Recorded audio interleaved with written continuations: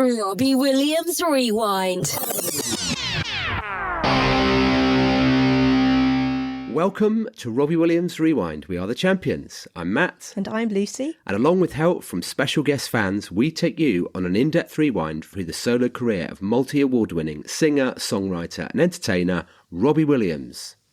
After 75 episodes and over 4 years of doing the podcast, we can't believe we're finally reviewing Robbie's new studio album. So we started the podcast by covering Robbie's back catalogue, and since then we've had some new releases like 25 and the Life Through a Lens 25th anniversary edition, the Better Man soundtrack, but they were all essentially greatest hits or re-releases with a few new songs that we could talk about. And we've also had Visions Volume 1 by Lufthouse. But this is the first Robbie studio album since 2019's The Christmas Present, or 2016's The Heavy Entertainment Show, for those of you who don't count Christmas. So we're really excited to talk about all these brand new songs on BRITPOP. We've tried not to rush into releasing these episodes as soon as the album came out as well, because obviously the premise of the podcast is about rewinding. And so we needed to allow some time for the album to settle and all the singles to be released and to get the stats that we can talk about. I mean, what's he been doing for the past few years? Touring. Sitting in his underwear doing documentaries. Yeah. It's true. He has been a little bit busy doing some other stuff. That's a good point, James. So we've had lots of requests from listeners to come on the show.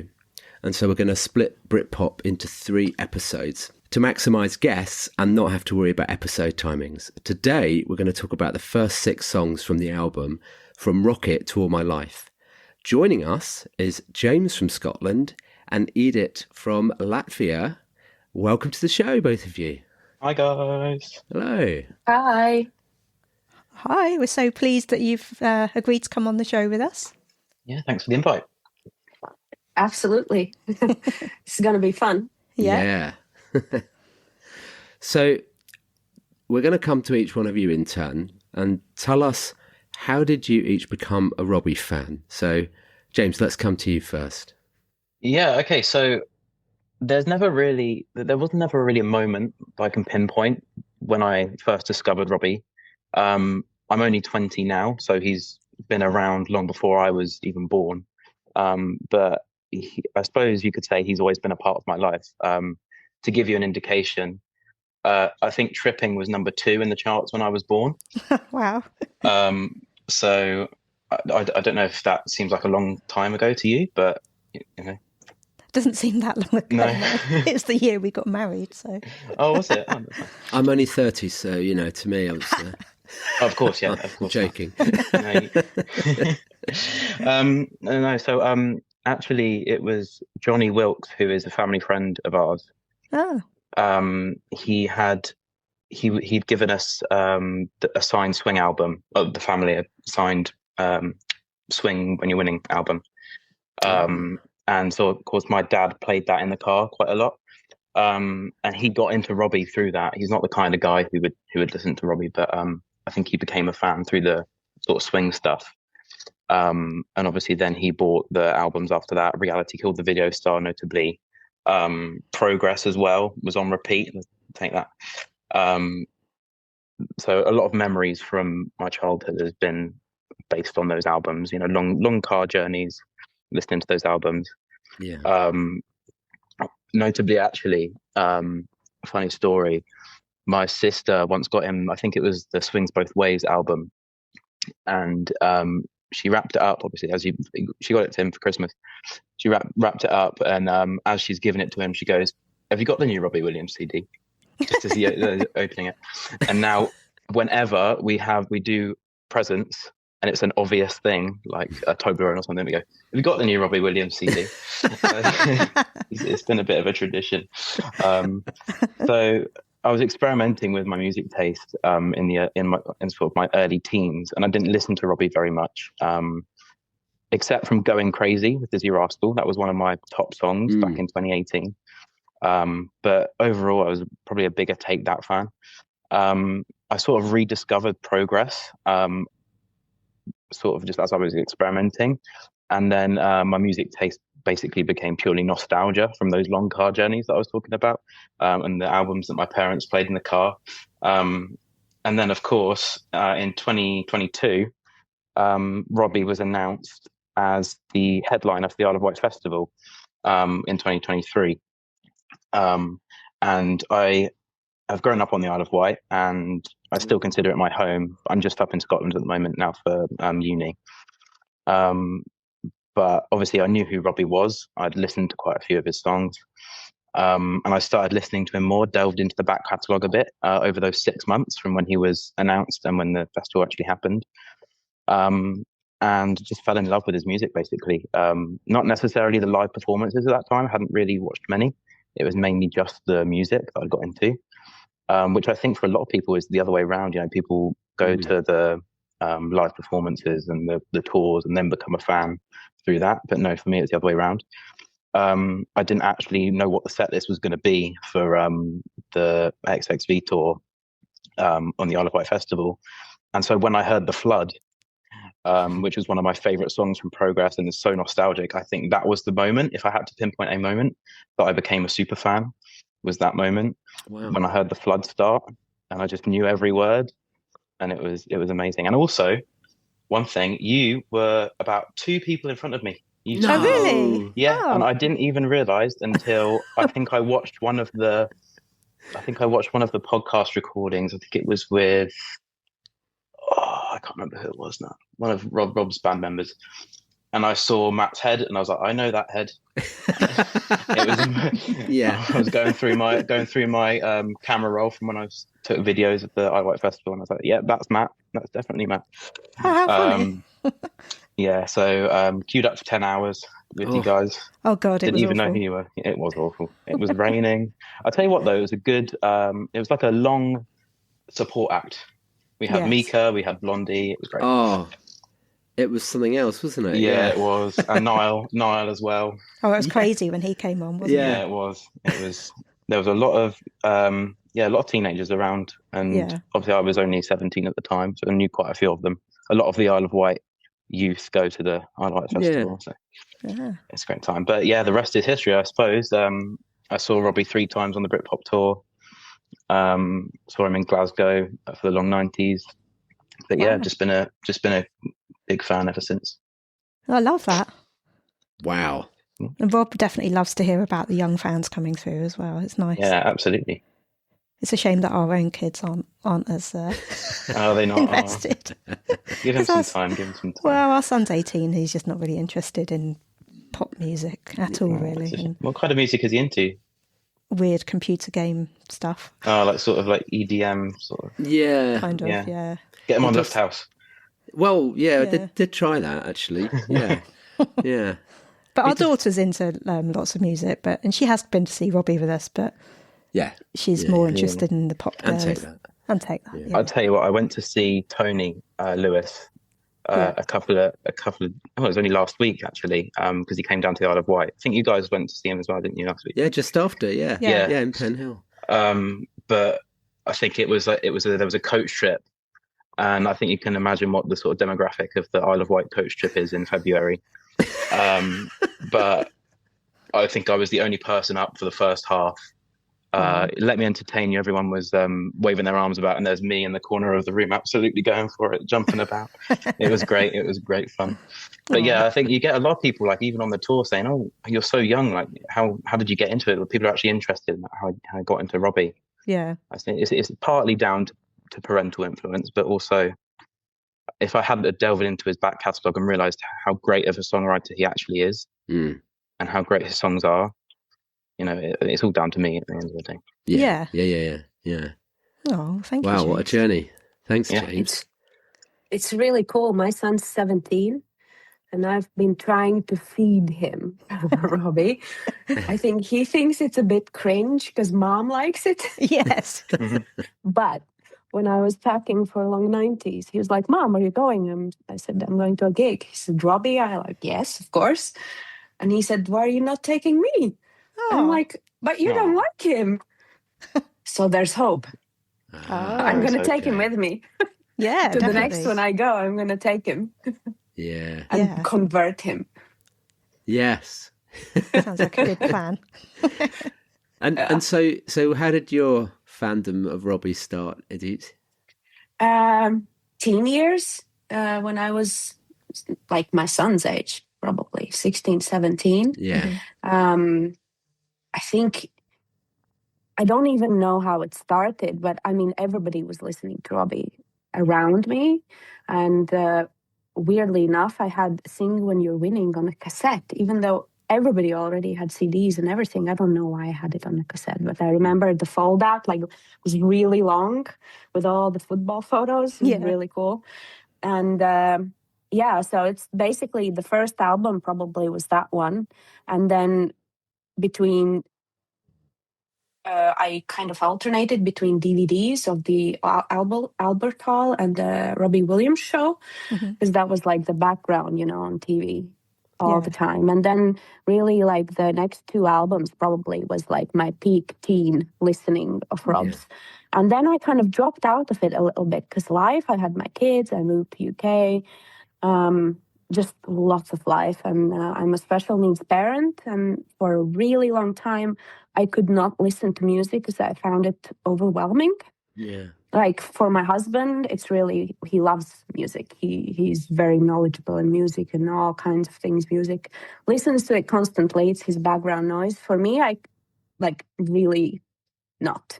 But this summer, so big gap, right? From like my 20s to now, spur of a moment decision. There was a Rob's gig here in Riga. I know he's been here like a couple more times. And I've always thought, I really want to go, but, just no time, management, everything, not a lot of self-care, really. Yeah. And I thought, no, I'm going to go. On the day, I bought the ticket when the gig was to the Golden Circle, to the front. And it was like, my husband said, go, just like whatever, it's summer, go have fun. So I went, and I can't even describe it, like this transformative zoom in, like flashback to my youth of regaining like 20 years of my life, because it was like truly like, there's no words. Yeah. It just brought back all that I liked. And you go to a concert, I didn't expect it. It was not like, I thought I'm going to like it. It's going to be cool, right? Robbie Williams, he's a cool guy. Yeah. But I knew all the songs, it just comes back to you, just amazing. Like such an insane experience. And it was like, yeah, it gave me music back. That's the whole thing. And I started to listen to all of the albums. Like I came home, put on Spotify, AirPods, everything, listened to all of the albums, complete deep dive into YouTube, into Netflix, into Better Man, into everything that I could find. Like, the hyper sort of deep dive in everything Robbie Williams. So I probably would say I now know more on the spot than probably you guys, because I've just squashed all of this information in such a short period of time. Yeah. But it's really cool. And like the biggest takeaway is really I'm listening to music, not only just Rob, whom I love, adore, like the music is amazing, but other things as well. And it's just given me something back that I'd lost for a while, which is really cool. Oh, that's amazing. So I went to another gig in Helsinki where you guys went as well. Yeah. And we queued together. Mm-hmm. Yes. And now the long 90s. Hopefully something in the summer. Yeah. So you've seen him like 4 times now or something? 3. But right. in like since August. Wow. So condensed. Yeah. You've really gone for it. I have. Yeah, but I mean, it's because of my life, I've prioritized my children and my special needs kid a lot. So this is a little bit something for me. Yeah. Really. So yeah. Oh, it sounds like it was about time that you needed to do that. Yeah, absolutely. I think it's really like it's helped me like with mental health and things like that. I think it really was something that I needed. Oh, how beautiful. That is, what a lovely story. Yeah. And he's transporting you back to the 90s now as well. Absolutely. So, staying with you, Edith, at the moment, we'll come back to James in a minute. what do you have a fave? This is the mean question, right? You've got to know what's coming. Do you have a favourite song or album? So I made the list. Okay. You're prepared. Because to be honest, I can probably name like at least 10 number one songs. Yeah, easy. At least 10, Right. right? Easy. So what I did, because I was listening to your podcast and re-listening to all of the albums, I tried to pick 3 songs from each album and then kind of like narrow it down like a pyramid scheme. Okay. You did the league It didn't table. quite work. Oh. because the list is really big, but I have come to the conclusion that I'm not going to name any of the more popular hit songs, because obviously is everybody's favorite. Yeah. But my kind of like, not the hits, is Eternity, Blasphemy, and all of Britpop. I love that. All of Britpop. Okay. Like, yeah. You're on the right podcast episode then. Yeah. Yeah. Yeah. But yeah, Blasphemy, it has something for me. I don't even know. I love that song. It's so good. It's really not anyone's like hit song or anything, but love that song. Yeah, it is. That's a great song. I think you picked that on that episode. I think I did. Yeah. I did. And Aditi, did you have a favourite live moment of the live moments that you've seen recently? Is there a particular one that sticks out? Particular show? Yeah. I had to do the Come Undone in the microphone. Oh. Did you? Which city was that? In Helsinki. Oh, right, yeah. Yeah. And I had no voice. I had no clue. Because, it's not one of the first songs. It's maybe like 15th in the set list, something along the way. And Rob comes. I know the line. You're concentrating. Don't forget the lines. You know the lines, right? Yeah. And there's the microphone. And I was like, the voice was gone. I have the videos. I can't listen to them with sound. What line did you get? Oh my God. No, please don't ask me that. Sorry. I need to thinking that one. I mean, it's the easy one, but the line's fine, but just, the voice is it's funny. But it was amazing. I mean, it's honestly like, I know that people go to the gigs many times and they don't get moments. Yeah. This was my second one. Oh. Second one. Yeah. Right. And Rob touched my hand and we had, the interaction, which was awesome. And also in Wolverhampton, I made a poster. Mm-hmm. And during Spies, I can show it to you. I think I sent it to Lucy, but oh yeah, I can show you guys. This one. Oh, you made wow. all of that? Yeah. Yeah, I drew all That's of it. amazing. Oh, wow. That's really cool. Incredible. We're going to So have to I held post it- a picture of that because this is going out as audio. So we will, we've just seen an amazing Britpop poster. Yeah, we will send share to you it. again. Yeah. So I pulled it out because I didn't want to pull it out during the light through a lens part because it's not related. So I pulled it out. I was lucky enough to be in the front, so I could do it. Pull it out. I pulled it out during Spies, and at the very beginning, like Rob sees it, and he looks at me, points at it, and he said, "Did you make it?" And I nodded yes, and he said, "That's great." And I was like, Wow. "Yay!" You are an incredible artist. That is a lovely piece of work. Really cool. Well, you are Thank an you. artist, aren't you? Yes. That's Yeah, your job, isn't I'm it? an Yes. illustrator. Yeah. It's that's nice. I like that. Yeah, I mean, music's inspirational, so sometimes have to draw something for it. Yeah. Then coming to you, James, have you got a favourite song or moment? Yeah, again, it's a very difficult question to answer, isn't it? But I've done some thinking into it. I think before the Britpop tour, I probably would have said something off Reality Killed the Video Star. Bodies, Do You Mind? They were my top songs for a long time. Mm-hmm. But since the Britpop tour, I think Human is a great song. I love Human. It's about AI, and I do computer science at uni, and it's very relatable. It's a very scary thing, but it's good to see some see some humanity in that song about AI, and it's good. However, I have to say, I went to Athens for the BRITPOP tour.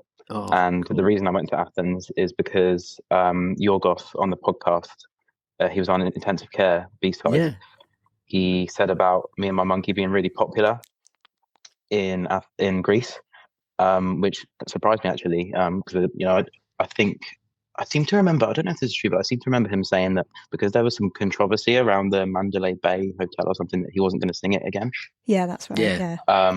So I kind of lost hope that he would ever sing it live, but I knew how popular it was in Greece, and I thought I got the blues after seeing him in Bath, which was meant to be my last date on the Britpop tour. So I was like, I need to see him again somewhere else, and I thought I might chance it at Athens, just in case he plays Me and My Monkey. I was very doubtful, and we got it, and it was amazing. It was lovely, and he played the whole thing as well. Well, yeah. And it was just great, and all down to Yorgos as well. So thanks, Yorgos, if you're listening, for that recommendation. Because if not for you, I wouldn't have gone and wouldn't have heard my favourite song. So my favourite song is Me and My Monkey. It is a great song. Yeah, that's definitely really very good jealous. One, of you hearing that. We saw Yorgos in Brixton, didn't we? Yeah. Yeah. Only a couple of brief times, but we did see him. Yeah. What night were you in Bath? It was the same night as you, but we went Golden Circle. We were just general. But I did see you from. You weren't in that group being quiet at the back, were you? Being all posh. No. I think I was probably one of the only. I doubt you were being people. Quiet. Yeah. The thing is, I refused to go to gigs on my own. I haven't been to a Robbie gig on my own before, so I can never really get right to the front, just because I have to find that sweet spot in between how long people are willing to wait with me. Yeah. And still getting near enough to the front. So yeah, I've not really got right to the front before. But no, I always get a good view. Yeah. Always Bath was interesting because he was sort of quite a lot higher than us, wasn't he? And it was an interesting stage layout. Yeah. And there was a big moat in between, wasn't there? Yeah. It's weird. It was a good gig. James, staying with you, what does Rob mean to you?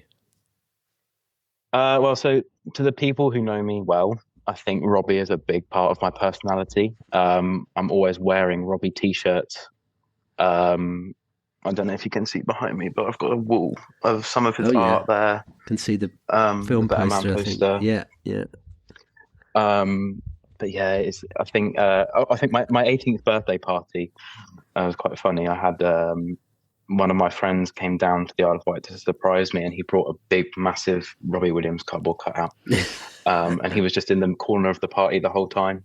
And we had Robbie Williams masked as well, and it was great. And it must be so strange because it's not a typical 18th birthday party. No. We've got Robbie Williams in the corner.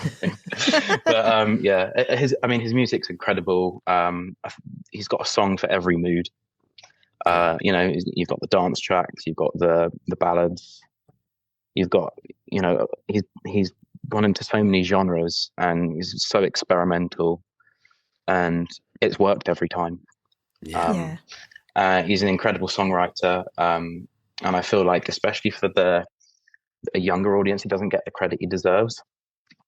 And also, he's a good role model for up-and-coming artists. He's got I think the music industry owes a lot to him, but he mentored One Direction, and he was on the X Factor. I think I heard recently Justin Hawkins on his podcast said that they'd be nothing without Robbie, because they supported him on the Nebworth tour. Yeah. So yeah, he's got a lot to owe to the music industry, and I can really appreciate that. I think he needs more credit. I think from today's sort of music audience. We'd agree with that. Totally agree. Yeah. Totally agree. Yeah. A lot of his life's been full of ridiculousness from media rather than acknowledgement and praise for what he has done. So, but now it's beginning to come. It's a little bit late, but it's beginning. People are beginning to realise, I think. And if you had one question that you could ask him, or one thing you could say to him, what would it be? I think I would ask. So we've heard Britpop now, which is a genre of music. We've heard the swing. We've heard rap on Readbox. I'd like to know if he were to write an album about another genre that had just as much an impact on his life, what it would be. And I think a good answer would be, if I were Robbie, it would be the sort of 60s, because he said, I think in one of his interviews recently, about Wichita Lineman, Glenn Campbell being one of his favorite songs of all time. He's always said about the Beatles being a big influence. So maybe sort of like a 60s funk soul album, I think would be pretty cool to hear. Yeah. Robbie, if you're listening, take notes. I think he could pull that off very well, actually. You're right. And Edith, what about you? Have you what does Robbie mean to you? I think I'll go back to one of his posts on Instagram where he said that entertainment is temporary relief. That really resonated for me because of my story and how I came back to music. And really the fact that it's become not just temporary, but a little bit more permanent, because it's given me back music, which I'm regularly listening to now, which is amazing. And then I also, having listened to loads of interviews and watched what's happened throughout his life, I find that really inspirational, the personal growth, because as I said, I've consumed all of this information in a short period of time. So I can, it's so interesting to see his self-reflection and how he's changed throughout the years and his family life and everything like that. And it's really, really cool. And for mental health as well. And people with ADHD or things like that. It's very inspirational. Yeah. Yeah. And then if you could say one thing to him or ask him one question, what would you say? I have two. One silly and one not silly. Yeah. The silly one, the black tooth, Yeah. I would like to know if it was a Sharpie and how long that stayed on. Yeah. For days, or did it disappear fast? Someone did ask that on the questions for when we asked for questions for Robbie. Chris asked us that, and we did consider asking Robert, but we didn't really have enough time, and we kind of had to focus more on Britpop. If we get a bit of time with him again, we'll slot that one in. When I went to Edinburgh, I wore the same outfit that he wore to Glastonbury, and I looked for some black paint. Oh yeah. Actually, I actually have some. It's like specialized tooth paint, so it doesn't rub off. Yeah, so you think it comes off eventually when you brush hard. But yeah, I think maybe if he thought that far ahead, he could have got some of the black tooth paint. I'm not sure he did. I think that was more of there's a Sharpie. Yeah, probably. and James, did you wear the black tooth paint? Yeah, I did as well. I did. Oh wow. It didn't look very good. It didn't look very appealing, but I wonder if he saw it. But you were on brand, so... I was on brand, exactly. I didn't go for the blonde hair, though. I didn't dye my hair blonde. I should have done. Yeah. That would have worked with your hair. That would have worked. You think? Yeah. Well, I'm only jealous because I haven't got any, but I think it would have worked.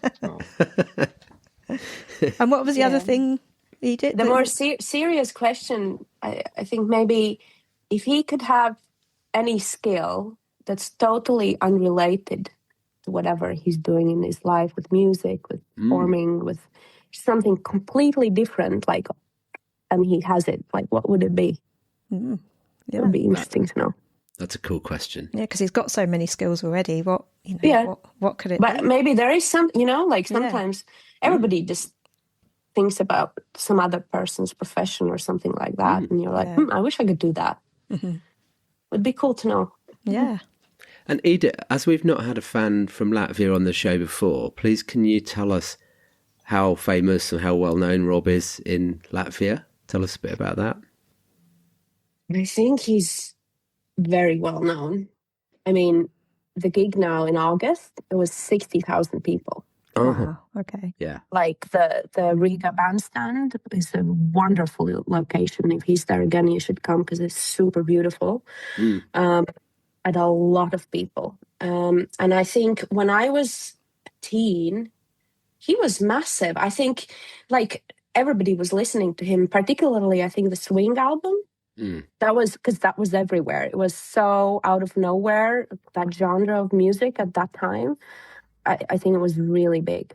And I think Angels I hear on the radio here at least, I don't know, 3 times a week still.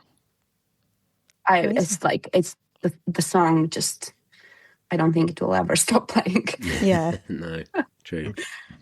Yeah. That's interesting because the first time he played there was in 2015.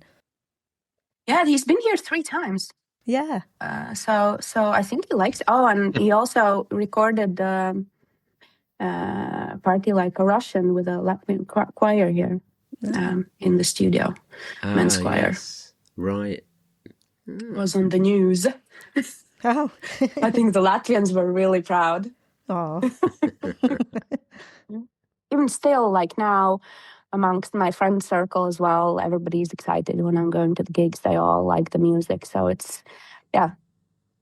I mean, obviously not as mainstream as all the other artists at the moment. But yeah, I think he's just, his legacy to the music industry is in Europe in particular is massive, I think. Yeah. Yeah. So it's, Yeah, well, that's good to know. Thank you. yeah. Cool. Thank you. So shall we have a delve into Britpop? Yeah, that's why we're here. Yeah.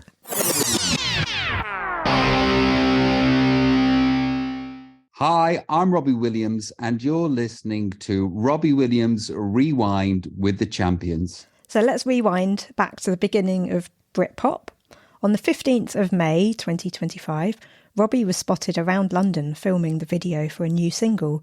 In some clips shared online, you could hear the audio of his new song. And on the 19th of May, his social media pages shared a photo from the shoot with a link to pre-order his new single and a rocket emoji. On the 20th of May, my birthday, Yes. his social media pages changed his profile picture to one of him at Glastonbury 1995. And his new single was due to get its first play on Radio 2 the next morning. And so we speculated that this must be related to what he told us when we interviewed him in December 22, which was, "My next album that I'm putting out, I want to imagine that it's 1995. I've just left Take That, and with everything that I know now, what would I do? That's the concept of the next album, and that's what I'm really invested in. Who knows where it's going? I change with the wind." But 3.5 years later, Yeah. we were finally getting the album he had planned for years, which was years before Oasis announced any comeback gigs, might I add. So what did we all think when he changed his profile picture to that Glastonbury shot? James? I'm trying to remember what I was doing at the time. I think I was at work, and I looked. I was on break, and I saw that he changed the profile picture. And I'm actually part of this group on Discord, which is like a chat it's called Chat for Gamers, but it's for all sorts of communities. Everyone in this channel I can imagine it's a bit like I'm Upfront, but without Robbie. Yeah. And I think there's quite a lot of younger fans on there as well. Everyone was going mad. Everyone was going, "Oh, look, he's just changed his profile picture." And there was definitely, very excited. I was very excited because I knew new music was due to come. Yeah. So I did think that it could be a new album drop. But yeah, I was very excited at the time. Edith? I was out of the loop. It was not August yet. Oh, of course. So yeah. So I saw that photo first at the gig on the big screens. Oh, Yeah. okay. Yeah. So that's how I found out that there's going to be a new album. Because I mean, I've been following Rob on Instagram for years, but not really paid too much attention to the details that much. Yeah. So yeah, it went past, but there it was at the gig. Yeah. Very, very, very big. Yeah. I thought it was nice because it was a bit of a subtle touch rather than the massive boom marketing campaign. Yeah. Just let's just change something. dare I say, a little bit Taylor Swift-esque. Yeah. Obviously, they're not copying that, but, let's just change something, see if people notice and get the vibe going online. And like you say, James, get people talking. I love it when artists do that. I think it works. It works really well. Yeah. I think it's a bit of a theme that goes through the marketing for this. We'll pick up on it as we go through, actually. Yeah, but we thought it was cool, didn't we? And immediately I was like, right, he's definitely doing that album. He said he told us he was going to. Yeah. It was exciting. It was confirmed in the Champion household that was what was going to happen. Even though we didn't 100% know, we were like, he's going to do that, isn't he? Yeah. So on the 21st of May, when Rocket was released, it was announced that the album would be out on 10th of October with a statement that read, "I set out to create the album I wanted to write and release after I left Take That in 1995. It was the peak of Britpop and a golden age for British music. I've worked with some of my heroes on this album. It's raw, there are more guitars, and it's an album that's even more upbeat and anthemic than usual. There's some Brit in there, and there's certainly some pop too. I'm immensely proud of this as a body of work, and I'm excited for fans to hear this album." The front cover of the album is based on the original photo of Robbie at Glastonbury, taken by Mick Hudson, who sadly died before he could see his photo being used with such significance. The photo was turned into an oil painting by artist Kate Oleska and then enlarged. Kate painted 4 stripes onto Rob's top instead of 3, and she used the Hopium logo instead of the Adidas one, but this logo was later removed in the edit. Under Tom Hingston's creative direction, who's worked on a few of Robbie's album covers, it was then photographed by Julian Broad in a studio where they made it look like it was hung in an art gallery with the actors in front of it. So what do we all think of the cover or the artwork in the booklet? I thought it was computer generated first time I saw it, or not computer generated, but like created on a computer. I didn't know it was an actual set, and I think when I saw the sort of behind the scenes photos, I was very surprised, and also I have a little bit more respect for it that it was an actual set. Yeah, I think I got the cassettes as well. I think the cassettes are slightly different. I think that confirmed it as well, that it was a little bit different. They actually had live actors in there. Yeah, I was the same as you. Yeah, I kind of thought it was like just computer generated, and they just kind of done it like that. So knowing that they had actual actors there, and I still don't know about the pink paint, but that must have been added probably in an edit. Could be digitally added. But I think they put a filter on it because it made it didn't look real to begin with. Yeah. So, but it's cool how they. I think Chris from your he was on the podcast. I can't remember what episode. He did our Netflix. He did the video episode. though, the Under the Radar concert video. video. Yes, sorry, yeah. He created a pretty cool animation. I think it was AI generated, but I thought it was still pretty cool. Just from the photo of all the actors moving around and sort of throwing the paint on the painting. Yeah, but I thought that was pretty cool as well. Oh, I didn't see that. I'll have to look at that. No, I just saw it. Yeah. Edith, what did you think? I love this cover. Yeah. And in particular, I love it because it's an oil painting, because as an illustrator and an artist, I can really appreciate that. And that it was a set, I didn't think it was a set, but that's really cool to know, because I think it does. If you look at the record, the big one, the vinyl, like you can see more of the details. And I think if it was computer generated, it would be a bit flatter, kind of. So it gives it a little bit of that dimension, and it's nice to know that there was thought put behind it, and effort and people. Because nowadays everything is computers, even though I use them for my work as well, and I draw on my iPad or in Photoshop and things like that, of course. But still, it's nice. And that this artist got the chance to paint it as well. It's really cool, and I love the pink paint.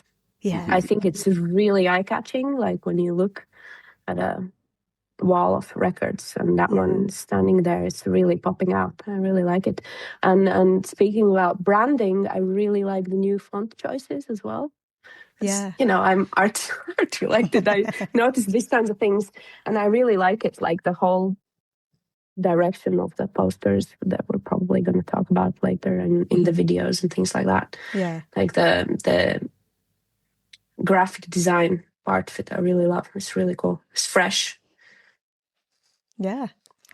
Yeah, it makes a lot of sense what you say. I mean, it says a lot about the album when I think about it, because there's that sense of a very austere, orderly art gallery with this masterpiece on the wall, and then this sense of anarchy when someone decides to chuck a load of paint over it. You know, it's that, and that's kind of what the album's a bit like when you think about it.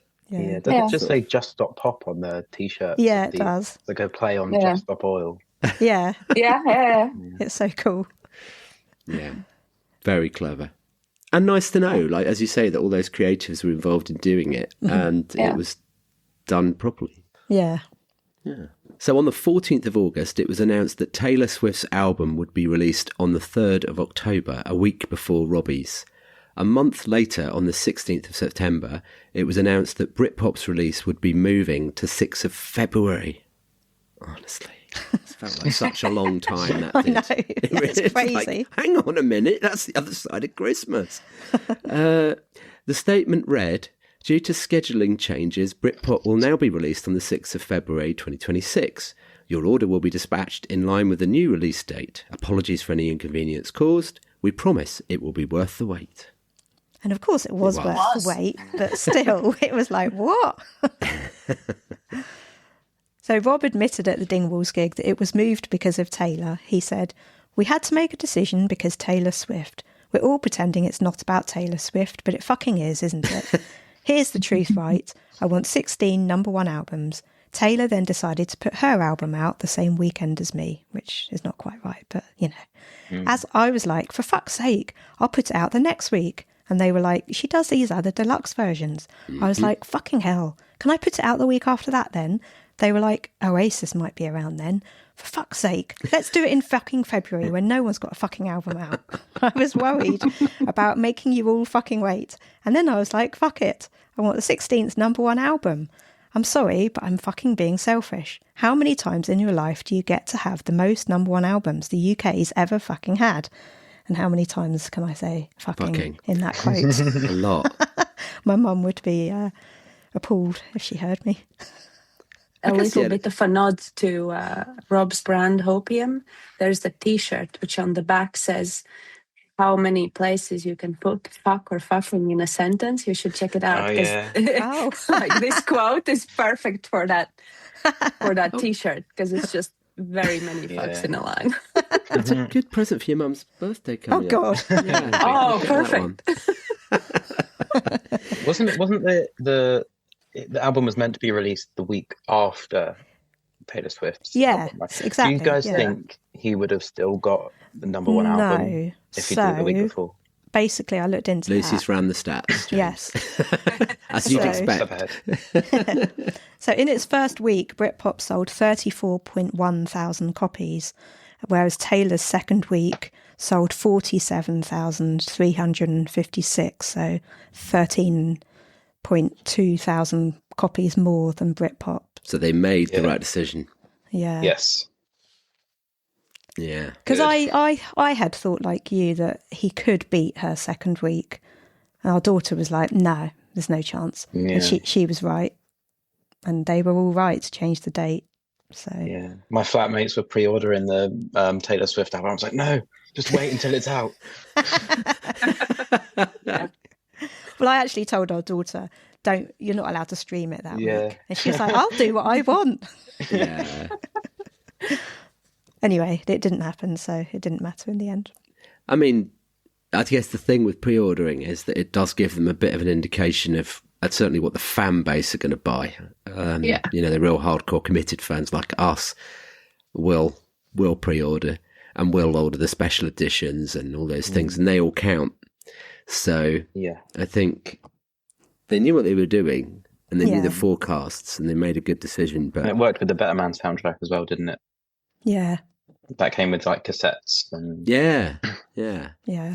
But actually, when you say those numbers now, I mean, okay, we're old school and can remember when there wasn't streaming and everything else. But it doesn't sound, even Taylor Swift's doesn't sound. Well, like that was the a second lot. week. Her first week was like 1.5 million or something ridiculous. I can't remember what. But still, there's so many people who listen to Taylor Swift. It's still not a lot.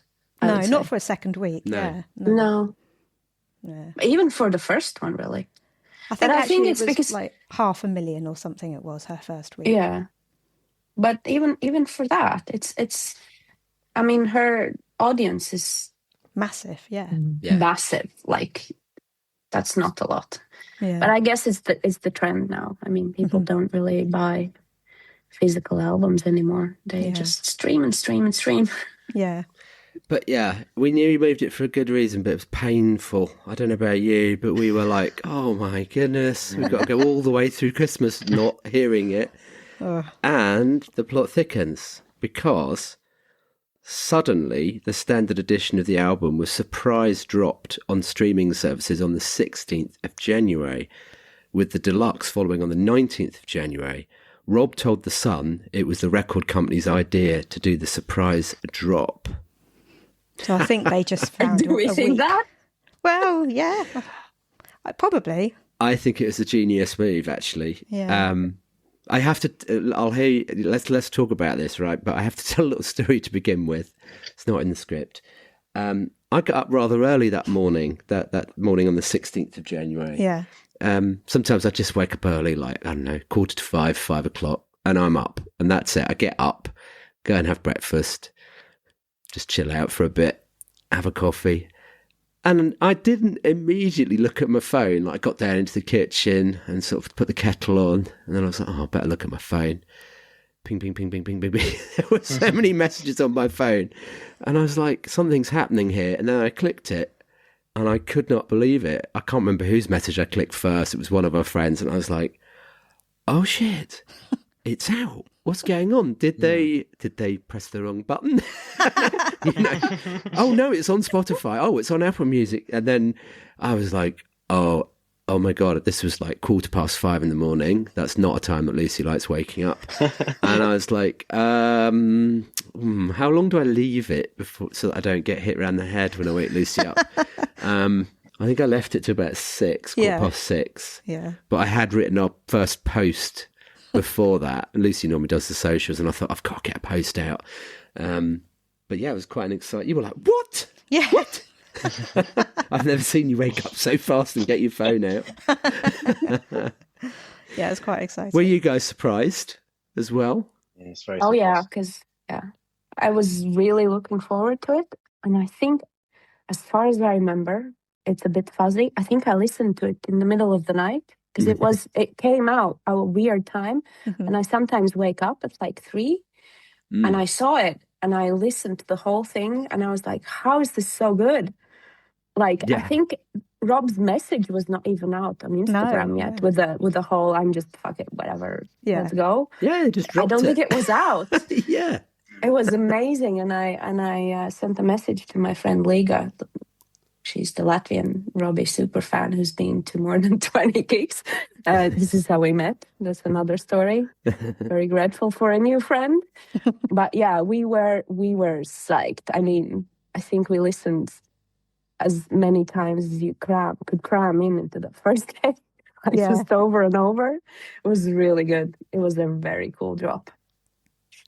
Do you remember, James, when you found out about the moment when it happened? Yeah, so I think actually it was about 10 o'clock at night, and a message comes on the Discord channel saying that All My Life has been released, but it was only released in Australia. I think it was released a bit early. So I was rushing to try and find how I could get an Australian VPN so I could listen to it early. And it was only on YouTube as well. It wasn't on Spotify or anything. So I'm there at about 10 o'clock at night trying to listen to All My Life and work out what the lyrics are, because initially we thought that it was going to be released on I think it was the 6th of February, did you say? Yeah. Which is actually 2 days after the Barrowlands gig, which I was going to. So I was trying to get to know as many of the new songs as I could so I could sing along. And so I was trying to decipher the lyrics of All My Life without lyrics there. But I thought it would just be the next single. until the album was released. And then woke up in the morning. It was quite early, just like you, Matt. I think I had a job at the time that meant I had to get up pretty early. And there's the whole album in full. And to be completely honest, I was a little bit disappointed because I would have liked to have been one of the few people that had heard the album first. Because obviously the Barrowlands gig was before the 6th. Yeah. So it was a bit of a shame, but then again, it was a really, really good album. So it was great to hear it finally. Been waited long enough anyway. Yeah. So did you manage to listen to all of it before you went to work? No, I didn't get all the way through. Oh, painful. I think I got to All My Life, which is what we're going to be discussing, which is quite fitting. Yeah.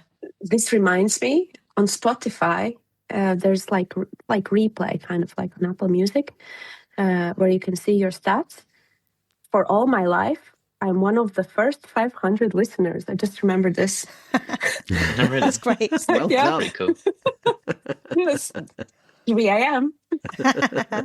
Brilliant. A genius move, I think. I mean, yes, it upset the apple cart in a few ways, but I think clever, very clever. Yeah. And I got to listen to it before Lucy as well. But I won't remind her of that.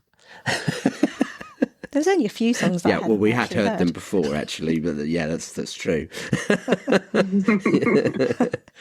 Yeah. Twice or more times. At the listening party. Yeah, the listening and party. Then at Dingwalls. Yeah. Yeah. So in the end, Rob's sales were mostly physical, including 16,536 CDs, 13,791 cassettes, 2,510 vinyls, 648 digital downloads, and 649 sales from streaming. That's the UK, obviously. Cassette sales would have been boosted by the Robbie signed bundle, which included 2 cassettes. But I have to say, he played to 1.2 million people this summer. So where the hell were all those people? Where are you all? It really annoys me. I was just, yeah, I'm with you. I don't remember who I spoke with about this. Liga, maybe. I told her, like, I'm a bit angry at the fans. Like, Yeah. You went to all the gigs. There was the big Robbie face, which said, pre-ordered your album. What have you been doing? Yeah. True. Very true. Yeah. Yeah. But then again, it is the format. It is vinyls, it is cassettes, it is CDs. Not a lot of people nowadays. Well, it's getting back into the trend and everything. But yeah, but then even the streaming numbers aren't very big in the UK. 649 sales from streaming. That's rubbish. That's weird. So but it's not I think like people were but the streaming streaming, don't they count it different? It doesn't, like that number doesn't. No, It's not that many times people have downloaded it. No. It's like a combined sort Yes, of it is. It's like a weird magic number. Yes, it is, yeah. But still, that just sounds rubbish to me. Yeah. So yeah, it bugs me. Like all those people that go to see him in concert, just go and buy his new album. It's just bloody rude. Do better. Yeah. Yeah. That's my opinion anyway. I'm with you. Valid. It was boosted by the well, I don't know actually if it worked because you didn't actually have to pre-order it, but for the Dingwalls gig and the Long 90s, you got pre-order access supposedly if you pre-ordered the album. Yes. But in the fine print it said you don't actually have to pre-order it, no purchase necessary. Mm-hmm. Which usually I'm good at spotting those things, but I didn't. So I had about 4 pre-orders trying to get tickets for Dingwalls. Still didn't work. I had pre-ordered mine, already before that. So I was a good fan. Yeah. Well, well done for boosting the numbers as well, James, with your 4. Thanks. Yeah, that's good. Good effort. Yeah, my mum appreciated that, and my sister, and my dad. They went to good homes. So Britpop gave Robbie his 16th number 1 album in the UK, meaning he surpassed the Beatles, who he was previously tied with for most number 1 albums by 1 act. Britpop hit number 2 in Switzerland, number 3 in Germany, with a number 1 on the pop chart, 5 in Austria, Belgium and Hungary, 15 in Ireland, 22 in Australia. Britpop was number 1 on the iTunes worldwide chart on the 17th of January and peaked at number 20 on the worldwide Apple Music chart and number 8 on the European Apple Music chart. Sunday Times Culture asked Rob whether 16 number ones mattered to him. He replied, "Because through the rapids of life, as I am dragged downstream, I grab on to any branch to steady myself, and a record like that gives me meaning. I have this chance to achieve something nobody's ever achieved in British music. Also, the safety of success is a nice cushion, and there's still a chubby 11-year-old who needs assurance that I'm valid. That's the therapy level. But also, it's just great. I want more. I have a more problem." Britpop is Robbie's best reviewed album of his career, with him receiving 4 stars from The Sun, Daily Mail, The Guardian, The Standard, Financial Times, Telegraph, Rolling Stone, The iPaper, Irish Times, Classic Pop Magazine and Clash Magazine, and 3 stars from The Independent and NME. We'll share a few highlights from the reviews. The Standard said, "Britpop was always a delusionary thing, one big nothing, a media term which every single band from that era disowned. Well, actually, it was Williams who was closest to it then, and he's grabbed it properly for himself now. He embodies Britpop, a pop star who represents the true, fucked-up weirdo, funny, odd, mongrel, friendly, slightly crap, but always entertaining Britain. As he puts it, a wise man once said, 'Use your delusions.' I'd like to point out that man was me. Robbie for PM, anyone?" Yes. Yes. The FT said, 1990s nostalgia is one of Britpop's weapons. It places Williams in the proverbial room where it happened with Oasis, Blur and the rest. Indie snobs will fume, but he's right. Pop acts such as him and the Spice Girls were as much a part of Britpop as the guitar bands. In fact, there's an argument to be made that the biggest rivalry of the era wasn't Blur versus Oasis, but Oasis versus Robbie Williams. And it could also be argued that Robbie won. Very, very right, FT. Well done. I do like Oasis as well, though, just to say. The Telegraph said, "Robbie Williams sounds like Oasis and Blur's love child. Britpop may ultimately be too old-fashioned to put the 51-year-old Williams back on the pop throne, but if it had come out in 1995, it might be counted as a vintage Britpop classic by now." Clash Mag said, "A record that plays to Robbie's strengths and contains some of the best songwriting of his career." Entertainment Focus said, "Britpop is an interesting record and the sound definitely suits Williams. He's always at his best when he's unleashed, and despite there being plenty of introspective moments here, this album feels like the most authentic Robbie record we've heard in a while." Rolling Stone said, "Here's Robbie leaning into what he's always done best, not giving a fuck and dancing to the beat of his own drum."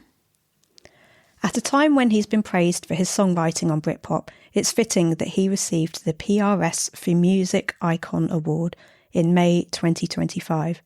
Presented to him by Laurie and Isaac from Softplay, he told reporters, "It's very interesting to be sat in a room and only you know that you do melodies and lyrics and you bare your soul and be sensitive to the masses, but then it's only you know which bit that you're doing. And I suppose over the years I haven't asked to be taken seriously and people have paid me in kind, so it's always very complicated when I win something for something that I'm not known to really do, but really do it." Asked how his songwriting has progressed over the years, he said, "I am a better lyric writer. Melodically I'm better. I should be. I've had enough practice. I think my taste has got better over time. I think when I started out in my solo career, I was a puppy with big paws that hadn't grown into it. And at the tender age of 51, I think I've grown into my paws." So isn't that amazing? All those lovely quotes. It's just outstanding, isn't it? Yeah, some of the best reviews of his entire career. Yeah. And you know, let's face it, the press aren't kind still. You know, they can get the daggers out, you know, for people like Rob, and majority of them really went on his side, and it was so lovely to see. I mean, Lucy kept sending me more and more and more. It's like, oh, these are really good, you know? It's just fantastic. But I mean, it's well deserved because I'm not a music critic. I don't have a vast knowledge of musical genres and so on. I'm more of a casual listener. But even for me, I think this album, everything that's good about Rob's music has been crammed into this album, from the lyrics, from the music arrangements, to the bridges, to the big band sounds, to the guitars. Like, it's such a perfect package. Like, there's no skips. There's no one song that you don't like. They're all really, really good and really, really catchy. Definitely. So, yeah, I think it's a absolute success, this one, for sure. Yeah. Absolutely. I agree.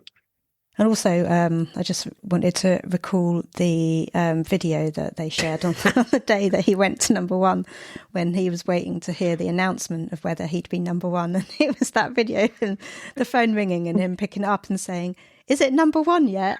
Number one yet? I love that. But I just want to add, though, I know, like Rob says, that he's very competitive, and it is a huge accomplishment. Being this 16th number one. But I think, like, and he himself has said that he knows that he's not, Beatles are the Beatles. Yeah. So he's self-aware and he knows where he stands in the industry. But, like, it's massive, it's super awesome. And I think he takes it with his sense of humor, but at the same time, just self-awareness of what he is as an artist. So, yeah. Absolutely. And to do it with the crossover of genres and the creativity and the different places that he's gone to get those 16 number one albums. He's not stayed in the same lane, you know. Yeah. And no disrespect to the Beatles. They were amazing. I love them. I was brought up on my parents playing me the Beatles in the car, a bit like you were, James, with Robbie. And they're amazing.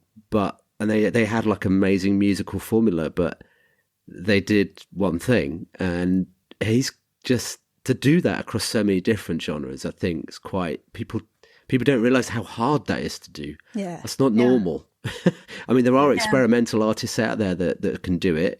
Kylie's another one of our faves who kind of is very experimental, but it's not easy to have that kind of range and do what he's done. So it's quite remarkable, really. Yeah, I agree. I think he's a great musician, but I think also his charisma and personality is what really helps it all along as well, on top of the great music.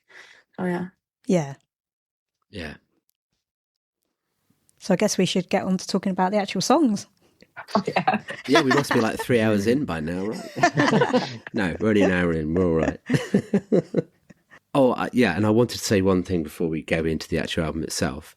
Carl Brazil has been very kind and very supportive of our work on the podcast. And when we spoke to him about the album before it actually came out, obviously he couldn't say much about it. But the excitement in his face, he was just literally bouncing when he talked about what was coming up. So he, being the musical director, obviously was excited about it. But I could just tell there was something special there. Do you know what I mean? Yeah. There was something slightly different coming. So, yeah, I just wanted to acknowledge Carl there.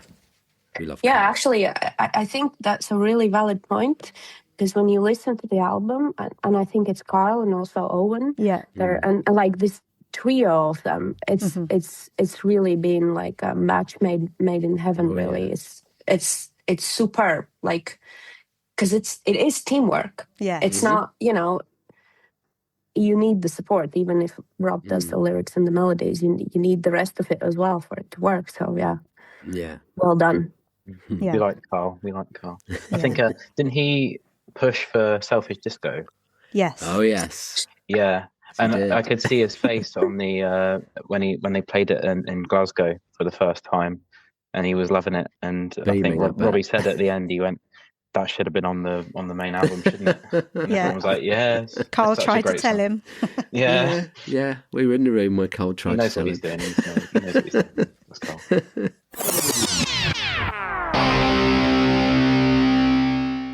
Hi, I'm Robbie Williams, and you're listening to Robbie Williams Rewind with the Champions. So let's start. Rocket. So moving on to track 1, Rocket was released as the first single on the 21st of May, the day after your birthday. Written by Rob, Carl Brazil, Tom Longworth and Tony Iommi from Black Sabbath. It was produced by Carl, Tom and Sam Miller. Sam is a music producer and an engineer who's worked with a wide range of artists from 1D, Ollie Murs to Razor Light and Graham Coxon. He's also worked with Carl and Tom's band King Herd, and we're guessing the song Rocket originated as a King Herd song, as both Carl and Tom are co-writers with Rob. Carl let slip about Rocket when he was interviewed on the Percussion Discussion podcast in August 2024. NME asked Rob about it when they interviewed him for Better Man, with Rob telling them that Glenn Hughes from Deep Purple was on the track too, doing backing vocals.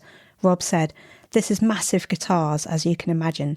It's adrenaline-filled and balls to the wall. That one in particular is my favourite song off my new album." Rob, Carl and Tom had written the song, and in Rob's words, they felt it needed a bit of a poke. So Carl was working with Tony Iommi on his solo music, and they asked if he'd write a guitar solo for the record, which he was happy to do.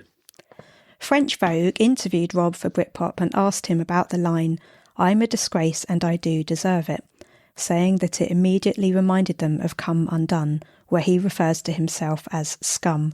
They asked if that's a recurring theme in his work. Rob said, "Probably. However, that line in Rocket directly refers to the following one, 'But look at your face, nobody's perfect.' So I'm pointing out that I'm not the only one who's messed up. Other people have messed up too." Vogue replied, "But if you say you are a disgrace, there is self-doubt in that statement, isn't there?" Rob said, "I have far fewer self-doubts now. I used to suffer terribly from imposter syndrome. I thought I was an imposter. Now I know my worth. I know who and what I am. That doesn't mean I'm completely cured. There are still moments when I lack the necessary self-confidence. But overall, I've made a huge step forward, especially regarding my own thoughts, which can damage my mental health." It's good to hear, isn't it? It is, yeah. It's a very honest statement and a good realisation, I think. Yeah. Rocket reached number 34 on the UK singles download chart, number 36 on the singles sales chart, and spent 4 weeks in the top 100. That isn't the official UK singles chart, which includes streams as well as sales and downloads, though. Yeah, so basically that's just people that have actually gone on and paid for the song rather than streaming it. Yeah. So who should we go to first? James, do you want to go first on Rocket? Yeah, so I think the best part of Rocket is the guitars. I think, when you hear that, Yeah. like my guitar impression there, is great. It's like straight into it. It's so fast paced. It's quite a simple melody and structure, but I think that makes it extremely catchy. It's quite a short song as well, isn't it? Yes, it compared is. to the others. I remember when it first came out again, and the lyrics weren't released straight away, so I was trying to decipher the lyrics for that, and I didn't do very well at that. Quite hard, right? Yeah. Yeah, it's quite fast. I think my favourite part of it, though, is in the second verse, when just at the start of the second verse, when the guitars stop on the first line, and then as soon as it goes into the second line, the guitars start up again, and that's great. I think it's like a little pause before it gets in again. But it's interesting to hear that interpretation of the lyrics from that interview that he did, that you just read out, Lucy, because I had a slightly different interpretation when I looked into it, and I thought it was about him sort of moving into a new style and leaving the sort of pop roots behind. Because obviously, this album as a whole is a lot more rockier, especially the first half. So I thought it was like, sort of rocketing into a new style, trying new things. But at the end of the day, I think it is not to be overthought, and I think it's just a head bopper. Yeah. It's a great head bopper. Also though, when he sang it on the Britpop tour, do you guys think he was lip syncing on the first verse? I do. Yeah. Because he was moving between the mics. Yeah, and it sounded quite similar, but he didn't lip sync on the Long 90s tour. So it was actually good to hear what the first verse and chorus sounds like without the lip syncing. Yeah, But yeah, it's really good. I'm surprised he doesn't get out of breath because it's quite fast as well, isn't it? Yeah. Yeah, great song. Yeah, because he had all those different microphones in front of him, didn't he? And I don't think any of them were kind of the real microphone. Yeah. Not working. Just a prop. Yeah. Yeah. Edite? Yeah, I love this song, but I have to look at it together with Pocket Rocket. Because for me, it's two sides of the same story of like this chase of fame. And then the one side is from the artist and the other side's from the audience, kind of.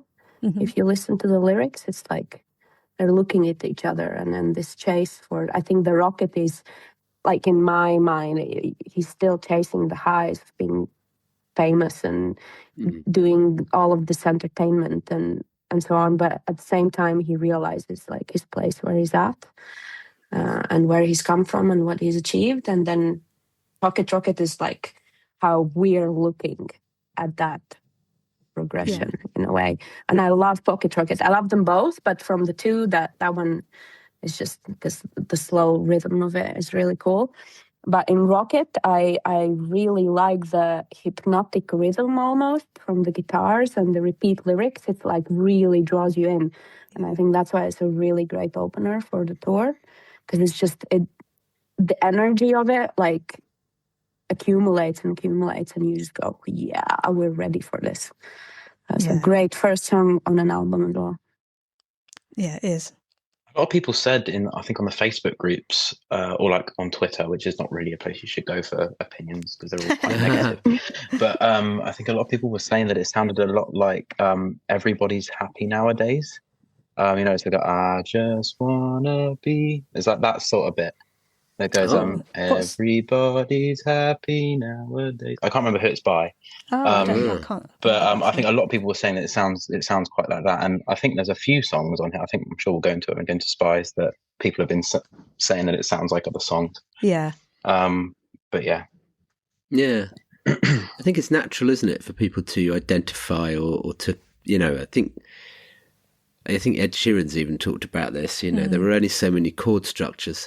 Yeah, exactly. There's only so many ways you can put them together, and there are always going to be some level of similarity. Yeah. But yeah, I think it's a natural thing, isn't it, to do that? I mean, I absolutely, when I heard the guitars on this, I mean, I'm like a Muse fan. I like a bit of rock. Always have. So when I heard how heavy they were going with this, it was like, yes. Yeah. It was like, yeah, that is a good way to go. And do you mind if I gave my comments? Okay, because I'm getting excited now. We've got another opener for a show. I mean, that's the other like massive thing. That doesn't come around all that often. So, And isn't it just perfect? Yes. Yeah. Oh my God, the energy. I couldn't believe it the first time I saw it. I was like, whoa, it sort of like knocks you off your seat or knocks you over if you're standing up. I mean, I've just said it, from the first second, it just explodes. I mean, just bang, it starts. It's loud, unapologetic. And I think also knowing that they wrote this with Tony Iommi makes a lot of sense. You can hear that really heavy guitar running all the way through it. It just feels big, dangerous, built for stage.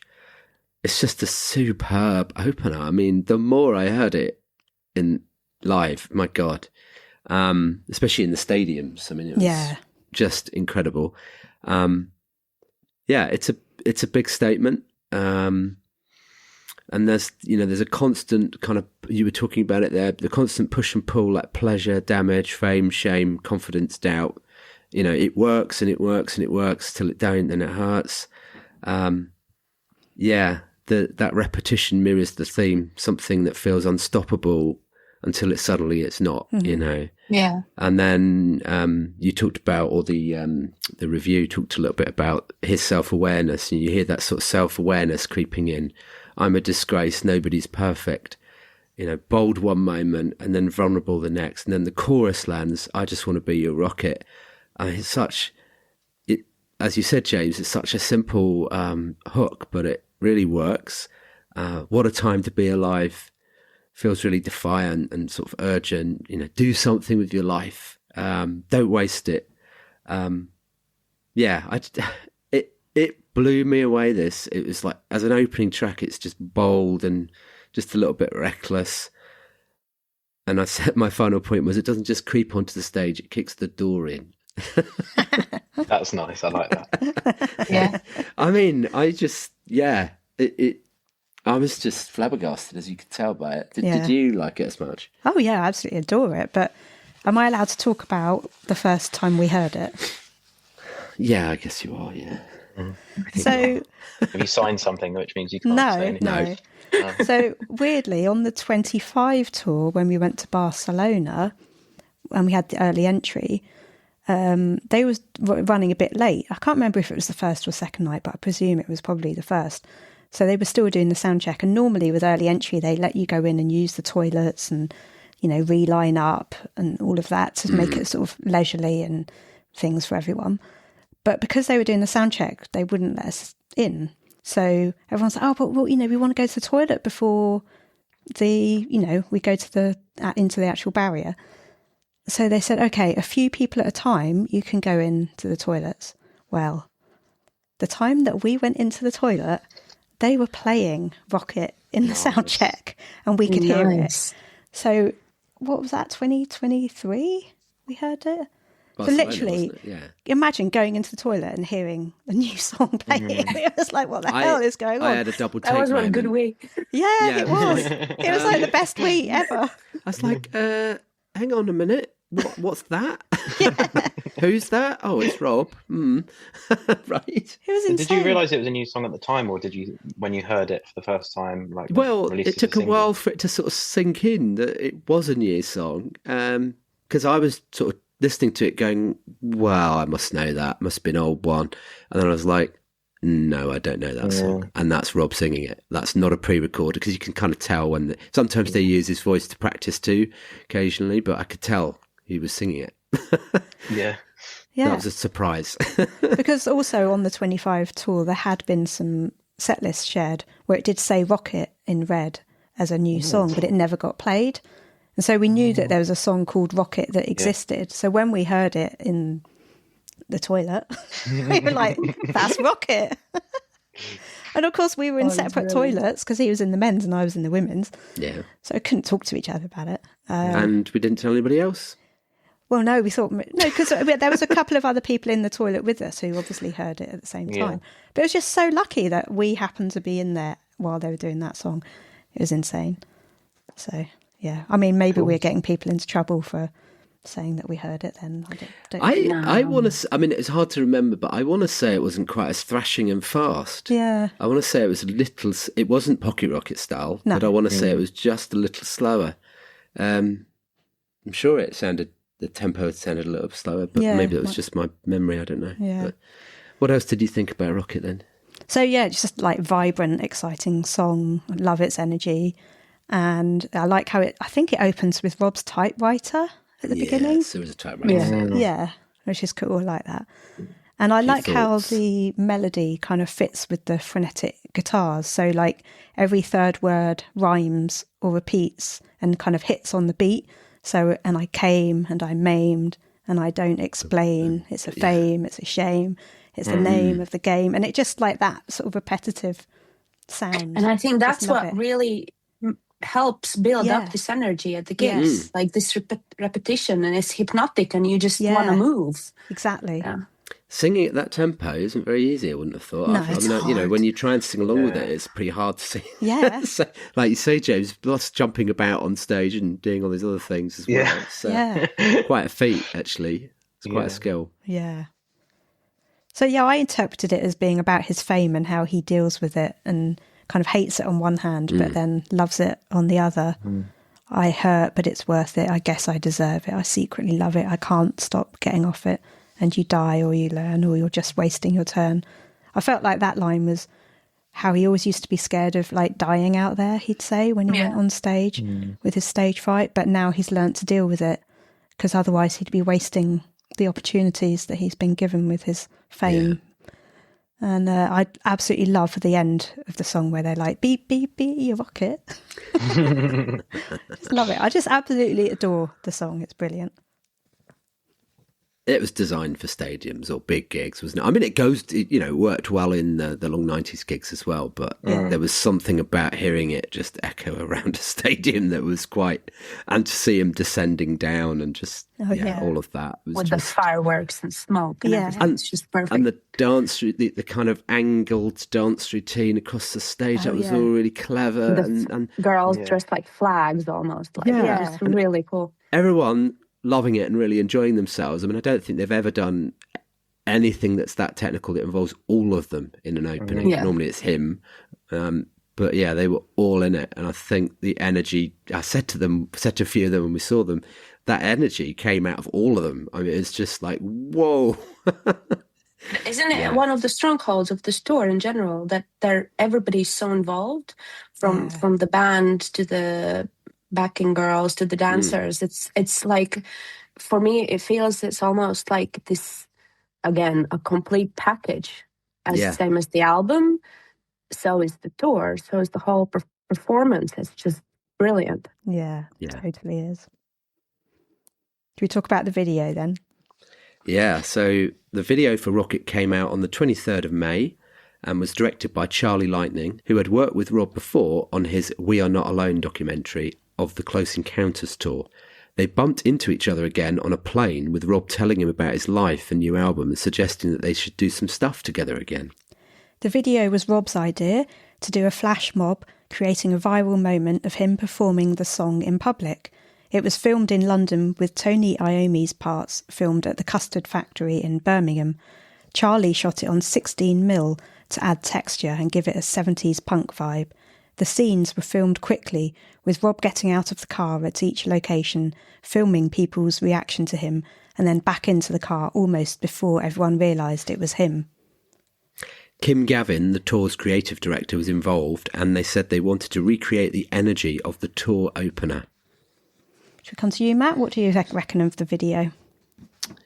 Well, it's brilliant. I mean, it feels exactly how the song sounds for me. Loud, gritty, unapologetic. It's got, because they're out on the streets with the graffiti and stuff, it's got that raw street energy rather than that sort of glossy pop polish type finish. Rob moving through real spaces, and of course we know London fairly well, and sort of like we know a lot of those spaces, so that kind of felt very familiar rather than a stage set. The whole thing feels quite edgy, slightly dangerous, but properly gnarly in a really good way. And then seeing Tony Iommi involved, even though he was in a different location, they spliced that in really nicely. It's not just a cameo, it feels very symbolic to have him there in the video. It's like Robbie's really like fully leaning into that kind of heavier guitar world. It's just really well done, and a really eye-catching piece for anybody that kind of just sees it maybe on the TV or something. You can't not look at it. Yeah. Yeah. Edite, what do you think? Yeah, I mean, it fits the song perfectly, and I think the decision to film it with almost this urgency of Rob just getting out of the car, doing it quick, you can kind of, not know it, but you feel that it's like there is this rush and it is building up to something, and I think it really fits the song. And then in conjunction with the tour, it's like a really good, like a opener for the tour. Like, oh, something's coming that's going to be exciting and big and fast. And I really also like that you can see the band there. You can see Carl and Tom, who wrote the song. That's really cool. And of course, Tony as well. So that's fantastic. And all the dancers and the fashion's really cool. The leather jacket, which was custom made, I believe. Yes. That's really fun. And I don't know if you noticed the little product placement. Yes, I did. Yeah. That's a fun. The speaker, wasn't it? His peak For the speaker. speakers. When you know about it, you can see it, but probably not for the general public. But it's like a very deliberate speaker. Yes. James? Yeah, so I think I agree. It matches the song really well. The pacing of the video, it's really well produced. It's fast paced. Great cinematography from Charlie, and I love the fact that it's shot on 16mm film. It really adds to, like you say, that 70s punk sort of feel. Also, it looks like it was great fun for those dancers that were with him. I would love to have been one of those dancers. Just going through the middle of London, dancing away to Rocket, and that would be amazing. I think it was a really good idea to incorporate it into the public, and have that flash mob, because I remember when just before the video came out, and obviously the public had filmed part of it, and you could hear part of the audio, and it was creating quite a buzz on even for like non-fans that Robbie Williams is filming his video in the middle of London. Yeah. But yeah, it was great. Some of the observations that I found, obviously, I saw the peak audio, the plug. Also, I think this might have been one of the first times that we saw the sort of band T-shirts that were a play on other bands, because it says Milli Vanilli, and it's in the Motorhead font. Oh yes. So I think that might have been one of the first times we saw them. That sort of thing, and obviously still going on now with the long 90s gig. Good spot. That's true. The jacket as well is really cool. I saw someone at Murrayfield in the queue with an exact replica of the jacket, and they must have done that really quickly, but it was a really good job because it was like exactly the same. And they must have done a lot of analysis into this video to get the get the intricate details. You can actually get it from the artist who painted it. Oh, can you? That's it's like a custom made. Yeah, they have an Instagram, and I think they showed the jacket for somebody who had ordered not Rob's one, but like another. Yeah, it's Rebel Star was the designer. Yeah. But I think you're not allowed to order the exact replica of what Robbie. It's probably like some differences. Like a similar style. Yeah. Also, at the end, he has that sign that he's wearing. Yeah, it's brilliant. Isn't it? I was going to say, Yeah, it says amazingly tickets still available, which reminds me. I think he said that on the Graham Norton show when he did Rock DJ. Oh yeah. At the end when he gets everyone to sing Angels, and he goes, "Yeah, tickets still available."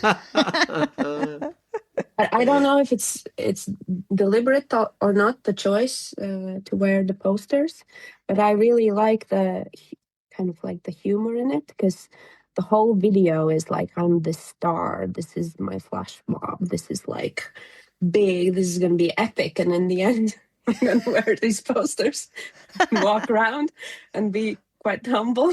Yeah, that's a good point. And in the most iconic places, I think that one was Piccadilly near Piccadilly Circus. Yeah. Which is normally packed full of people, and he's just kind of there, people just like looking at him going, what is he doing? Yeah. And then the fact they filmed the band in Trafalgar Square, I mean, again, that's a place which is normally packed full of people. Yeah. So bold choices with the locations. Absolutely. Yeah. I loved it was Carl, Tom and Jerry, and they were all in their leather jackets and their sunglasses, but noticed there was no Gary Nuttall. He didn't want to get involved in that. Oh, Gary. Love Gary.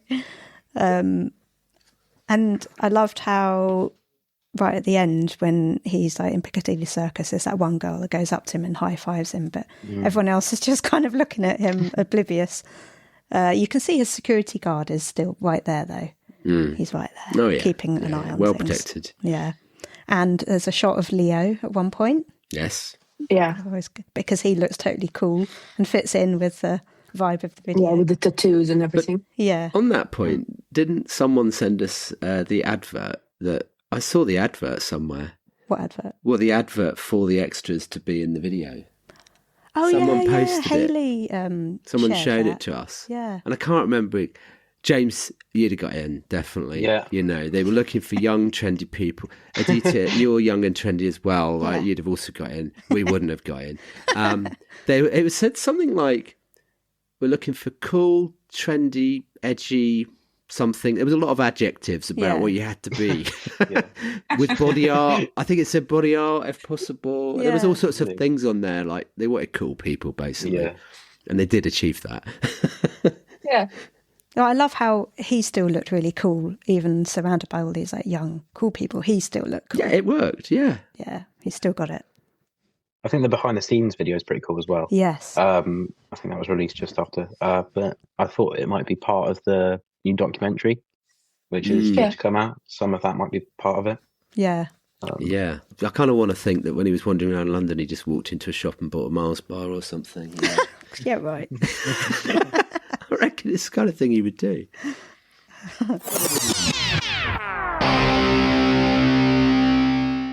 Hi, I'm Robbie Williams, and you're listening to Robbie Williams Rewind with the Champions. Moving on. Yeah, let's go on to Spies. Track 2, it was written by Rob, Carl, Owen, Parker and Martin Tereffi. It was produced by Carl, Owen, Martin and Sam Miller. Martin is a Swedish record producer and songwriter who's worked with Jason Mraz, James Morrison, Katie Tunstall, a-ha, Mary J. Blige and Jamie Cullum. In 2009, Billboard ranked him as the 10th most successful music producer of hit songs on the Hot 100 singles chart. He also co-wrote Fairy Tales on The Christmas Present and has worked extensively with Sasha Skarbek, who Rob wrote Forbidden Road with. Spies. I love Forbidden Road. Oh, yeah. Yes. Forbidden Road. Yes. Same. Beautiful. It is. It's a beautiful song. So Spies was first teased on the 27th of June in Rob's post showing a blue plaque on a Glastonbury sign on a fence, which said, 1995, Robbie Williams entered this area without accreditation, authorization, or alignment with prevailing taste. His presence was uninhibited, unofficial, and ultimately inevitable. The first 30 seconds of the song were playing over the post. The post caused a viral moment when everyone assumed Rob was going to be one of the surprise acts playing at Glastonbury that weekend. How cool was that? That was really good, like guerrilla marketing, wasn't it? That was good. Went everywhere. Yeah. They really seized on that moment. Yeah, because there was a mystery set, wasn't there? But it turned out to be Lewis Capaldi. Yes. I remember watching it, Yeah. and I think it was a good moment for his Lewis Capaldi's return. But it would have been nice to see Robbie. There was a point where Lucy was getting prepared to go, James, really. Really? You know, How was she's it? really thinking about walking through all that mud. Yeah. She's never been to Glastonbury. God. I'll get her there one day, when Rob goes, of course. What did you think about that moment where they were starting to do that kind of the blue plaque and the Glastonbury linkage and that sort of thing? It was great, wasn't it? I think it was, again, it was marketed really well with the sort of, with all the buzz around Glastonbury, but also they just played the 30 seconds on the Instagram post, and it wasn't available, unfortunately, for everyone in all areas because of regional differences. Oh. Yeah. Oh. And I remember being on the Discord chat and some people couldn't actually get access to it. So I had to screen record it and put it on there. Oh. So they heard it in the end, but yeah, it was just a bit of a shame that they couldn't hear it at the same time as everyone else. Well, that was interesting. I didn't know that. Yeah, but no, it was exciting. On the 4th of July, a post of another blue plaque on Berwick Street, London, was shared with Spies playing over it, saying, 1995, Robbie Williams heard it, saw it, loved it, lived it, and wanted it, and snorted it. That's the story. Berwick Street was the location of Oasis's album cover for What's the Story, Morning Glory. Rob's words on the post said, "Good luck tonight, lads, Oasis," in honour of the opening night of their tour. Spies was finally released as a single on the 18th of July with a photo of a red plaque at Camden Lock Bridge saying 2025, Robbie Williams recovered from a severe case of long 90s and returned to the home of BRITPOP with the album he always wanted to make. The post announced that future UK gigs would be coming little did we all know that the first of those would be in Camden itself. The first and third plaques were cleverly turned into a vinyl record. I love that, don't you? Yeah. I mean, that's just I love clever. It. It's so cool. I have it. It's such a cool... It I want to looks put it on amazing. the wall, but it's two sides and you have to swap them around. Yeah. You kind of need to buy two, don't you? Yeah. I want to know who came up with that idea because it's so clever. Like those blue plaques, obviously, you know, when you go to London, you sort of say, I don't know, Oscar Wilde lived here or someone lived here, you know, this happened here. To use that idea, it's just so clever. Yeah. And to turn it red, obviously. For Britpop. Yeah. Genius. At his Dingwalls gig, Robbie said, "You won't believe how many times the melody has changed in that chorus because it sounded like the song that it still fucking sounds like. It's totally fucking different, Noel. Don't have a brass neck and sue me. All the fucking things you've nicked." and then he started singing a bit of Champagne Supernova. Do you think it sounds like Champagne Supernova? Yeah, it was the first thing I thought when I heard it, to be completely honest. I know you didn't think that from the Britpop tour episode. You said that you didn't hear any resemblance, but yeah, I did think it sounded a bit like it. Yeah. I mean, it is kind of Oasis-y a little bit, but no, I mean, it has its own voice. Like the song, it's Spies. It's Spies, yes. Yeah, and I mean, it comes back to what we said earlier on. People naturally just compare because it's how the brain works. We do comparison, don't we, on, do I know that? Have I heard that before? Your brain does it whether you know it or not. So in reviews of the album, it was compared to many different songs, including Liam Gallagher's Once and One of Us, Rob's own song, Monsoon, Hoobastank's The Reason, while The Observer called it an Oasis pastiche, and Entertainment said it recalled the guitar-driven indie pop of Ash. Clash magazine described it as one of his very best. Its unashamed bluster and posturing is backed up with all, in capitals, the melody. So, I mean, it's high praise, I think. I think Rob, knowing Rob a little, I think he probably took a lot of those comparisons as compliments, actually, you know. Yeah. I don't think he would have got too wound up with people saying it was a copy. I think it's more of an influence and There's nothing wrong with that because we all get inspired and new things get created that way. Yeah. That's the nature of art, really. Yeah. So what did you think of Spies? Oh, I love Spies. And I love that I heard it live, not in Wolverhampton, but before that in Riga. Yeah, you were one of the first Rob gig. Yeah, and it was amazing. I have a video that I took when he started singing it, and I turned around and took a video of all the lights, because the bandstand is a bit tilted in Riga, so you can see all the lights, like not as well as Rob would do from the stage, but like just thousands of them, because they were all, he told us to take the lights out and like do the hand movements and everything. And is that what the video hearing was? No, I think in the video, I think it was Germany or something like that. It's not. It was a little bit. I think it was released before Riga, before. But they were filming it though. It might crop up somewhere. It was fantastic live, and for a song that you hear for the first time, like it grabbed the crowd from like the first notes, like absolutely brilliant. Just the melody, the lyrics, all of it, really good. Yeah. And James? Yeah, it's another anthemic track. I think it perfectly follows Rocket in the list on the album. My favourite part is the bridge, the running off your face all over town. I think that's my favourite part. I like the change there. I think my interpretation of the lyrics is that it's about being sort of a rebellious teen I'm not very good at these sorts of analysis thing. I have to embrace my year 9 English skills, but I feel you. Don't worry. Yeah. I totally feel that. Yeah. yeah. But I thought actually when I first heard it, it would be one of those songs on an album where it blends seamlessly from one to another, because it starts straight away and it's sort of a little build up, like the violins, the way it starts so abruptly. I thought Yeah. it might have followed another song.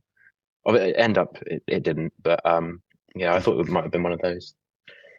But yeah, no, it's a great song. I think also he said in one of his interviews recently that one of the songs that he would want to write, if he could ever write a song, was "Yellow" by Coldplay. Yeah. Yes. And it I think the ching ching ching ching ching bit That's a at good the start point. Yeah. sounds quite a lot like "Yellow." Yeah, but yeah, it's great. I love Spies. Yeah. For many of my friends, this is their favorite song Yeah, I've heard a lot really? of people say it's Yes. from the album. Yeah, yeah. there is something in it. It's Yeah. yeah. Something to do with that guitar riff that's running through it, I think. Yeah. And just the melody of the lyrics. I think that the Spies metaphor is kind of about, it's like about secret adventures, like when he was young, getting into mischief, and then about avoiding the next day, basically. Yeah. And also I love the way he says boutique, because surely it's boutique. Boutique. But I think he must say notice that. boutique because of bow. Yes. That's how I pretty interpret cool. it. Yeah. He does say it like boutique, He does. doesn't he? He does. Yeah. I love when he sings "You come alive when you see the angels breathing ashes." You know, the way he sings the ashes really high. I think that's stunning, that bit. And my favourite line is your only mistake was coming down. Because he just couldn't. I mean, the lyrics are brilliant. Oh, in they this are one. really are, aren't they? Absolutely brilliant. Yeah. I just wish that he'd sung it in Dublin, because basically he'd sung it from Berlin the first time at all those gigs. And then the first one he stopped doing it was Dublin, which is where we went. And we were really looking It's a forward to pity hearing because it Spies. wasn't one of the best gigs according was to the everyone. incredible gig Yeah, it ever. was. It would have just, I mean, it was good enough as it was, but that would have just added the icing on the top. Yeah. So, yeah, it was a bit of a shame that he decided to drop it again. Yeah, so I consider myself super That was lucky. your moment. Yes. Yeah. Matt, what do you think of Spies? Spies means something really special to me because, and I feel very fortunate to be able to say this, Rob played it to Lucy and I before the album came out, and I can't believe I'm even saying that really, but that was that was a moment. And asked him and Carl asked what should follow Rocket. And it was funny because they joked with us saying, well, you can't tell a song from the first listen. So, you don't really have to like comment or, because they know that we comment on the songs in the podcast. You don't really have to say anything, we don't want to pressure you, but you do need to tell us what you like. Basically, no pressure, Rob was going. And it got to the end and we were asked, and for me, Spies straight away. I mean, we heard quite a few and it was just like, yeah, Spies, get that out next. And so I'm not saying it was just me. I'm sure other people said that, but yeah, it works. And for me, it just complements the punch of Rocket. It's beautifully sort of fits, but it shifts the mood a little bit. I love, as you said, James, I love that orchestral string opening. It's quite a fast opening, but it's really, God, you feel it right from that first couple of bars. It just does something to you. It's very cinematic and expansive and big, and the guitar's twanging, and you're off. And sonically, I think I said this to you when I first heard it. I was like, God, it's like a wall of sound. Like you're sort of like literally bathing in it. And it's such a great sing-along anthem. Yeah. I mean, it begs to be sung along to. Yeah, I mean, and I said, it's sort of, I feel as though the song kind of wraps around you a bit more, rather than hitting you on the head. where Rocket kind of kicks that door in, Spies sort of pulls you into its world a little bit. And then the funny bit I found amusing was only Rob can open a song with the word vacuous. And I love all his words. I love what he's used in his lyrics over the years. And I was like, Lucy, what does vacuous mean? And I was like, so anyway, I had to look it up. Vacuous means empty, lacking substance, a bit hollow. Which is an odd word to start with, right? You know, vacuous beauty. But yeah, it just pulls you in straight away. And then to your point, Lucy, the hook about staying up all night and thinking we were spies, I think it does. It captures that feeling of being young and convinced that you're onto some big secret. And then you get lines like a kick in the teeth in a dead-end street, which feels very kind of gritty and frustrated. It fits just behind Rocket, and it just sets the tone for the whole album after that. Yeah. I quite like it. Yeah, You don't say. but I get what you mean by the kick in the teeth in the dead of the night. Because, you know, when you're young and when you go out to party, there's always those moments like where you're at some sort of side street or you go somewhere. There's the danger element almost. Yeah. Like in your escapades of the night or whatever. Yes. Yeah. There is that specific feeling. Yes. Yeah, for sure. Yes, those highs of excitement don't come without a level of danger, and Yeah. True. The video was directed by Leo Barron and shot across 2 nights at Rob's Berlin shows, 2 of only 8 times he sung it on tour, with the other occasions being Newcastle, Frankfurt, Munich, Stockholm, Latvia and Lithuania. So the video, I just really liked the video because it actually shows his live vocals on it Yes. rather than it being the recorded song. I don't know if you noticed, but the live version is a few beats per minute faster than the album version. So they basically sped it up slightly for the live shows, I guess, to make it feel a bit more exciting or something. So I Yeah, thought it could that be. was cool. Yeah. Well spotted there, Lise. Yeah, I spotted it, yeah. Did you play them side by I side? had to play them side by side to Yeah, work you it used to out. do the yeah. side by side thing, yeah. Nice. No, but I spotted it and I was like, oh, I'm sure this is faster. And then I played them and I was like, it is. And also, did you like how there's some sneak peeks of him putting posters up? I love that part. Yeah. For me, it's like the whole theme. And now with knowing that there's a documentary, which I bet that's going to be a huge part. Yes. Like all the posters and everything. Yeah. I love that. But I also like that video gives you the same, like if you're not a Robbie fan and you look at this video, I think it's so awesome that you can see how much he commands the audience and how he just pulls all the people in and how it's like such a fantastic performance and what a performer he is when he does it. Like you can see it on his face and on the people's faces. And it's really cool. Yeah. James? Yeah, so Spies video, I was quite sad to have missed it in this sort of stadium atmosphere. Yeah. He didn't play it in Athens. Obviously he got me and my monkey, so I can't really complain, but I think it's a very arm sway song. I don't really know if that's a good way of describing it, but it's a very arm sway song.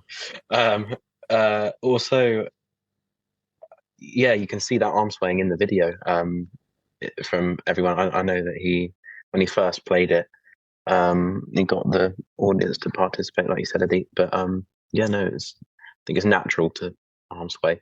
Also, I noticed those shots of him putting the signs up are actually also in the All My Life video, which we will go and talk about, I'm sure. Yes. Yeah. So they're stolen from that. So I wonder actually if this is part of the documentary. Maybe that's the sort of format where he's going to these places that are part of his past to put up these plaques and these signs. Just to reminisce and sort of combined with obviously shots of the tour and Dingwalls and all of that. But I wonder if that's part of the documentary. And also around I put 1 minute 13 mark. I don't know if that's right. there's just a random split-second shot of Robbie on a bed looking at a laptop. Yeah. It's literally just for a split second. You can just see it, but Wow. it just feels a little bit out of place. But I thought it was quite funny. It reminded me of the documentary. But yeah, that was funny. But yeah, the video is great. And again, I really love the fact that it's actually his live vocals. Yeah. It's a nice touch. Yeah.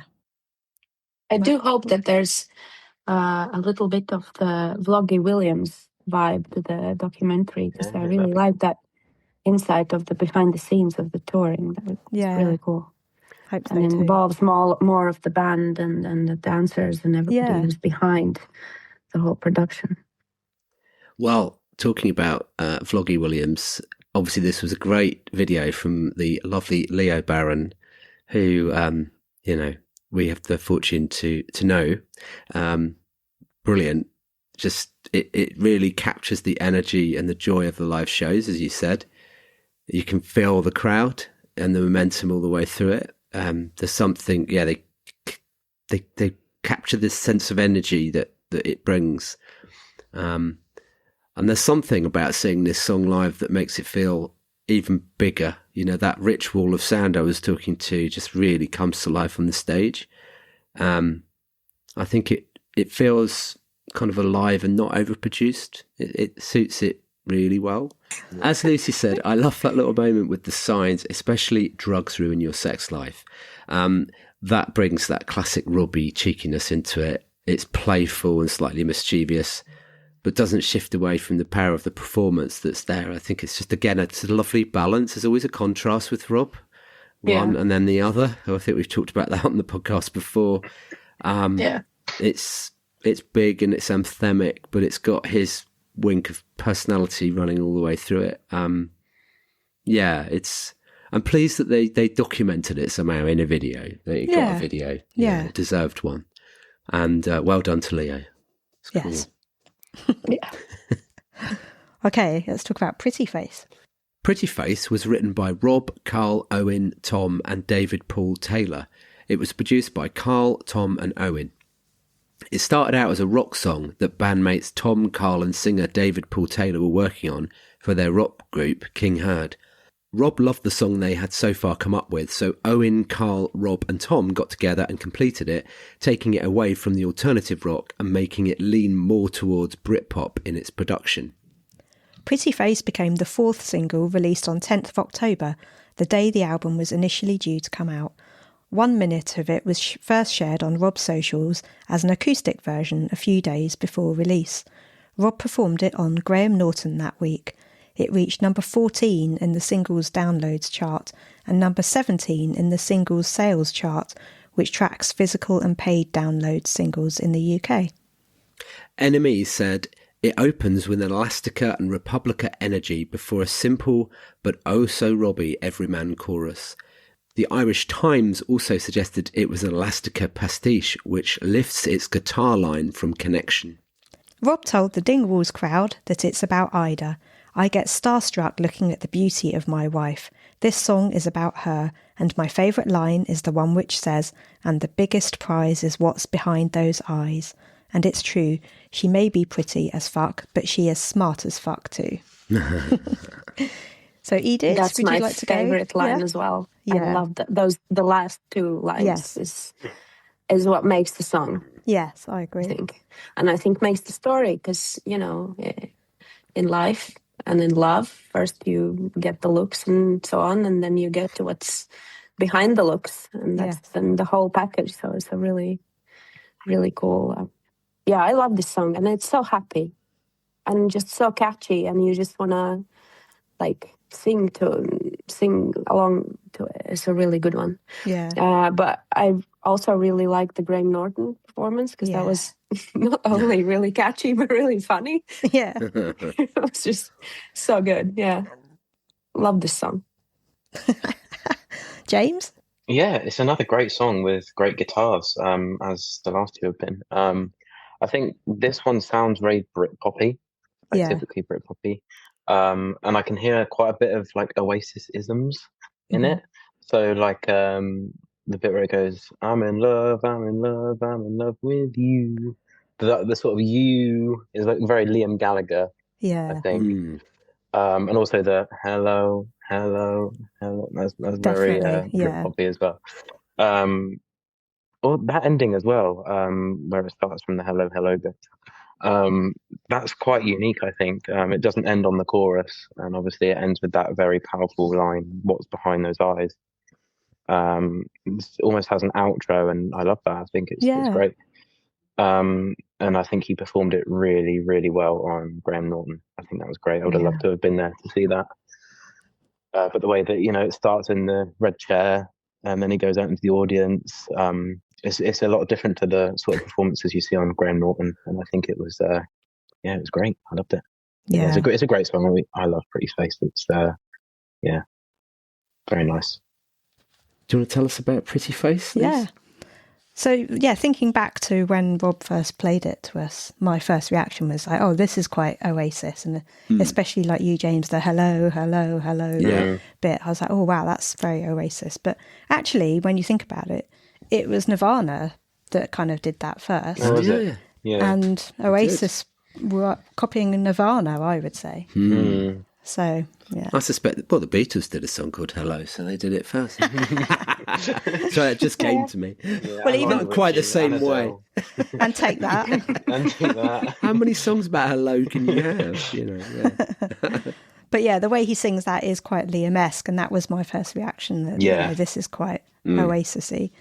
But it's so catchy. It's my mum's favourite song on the whole entire album. She absolutely adores it still, because it just totally gets stuck in your head.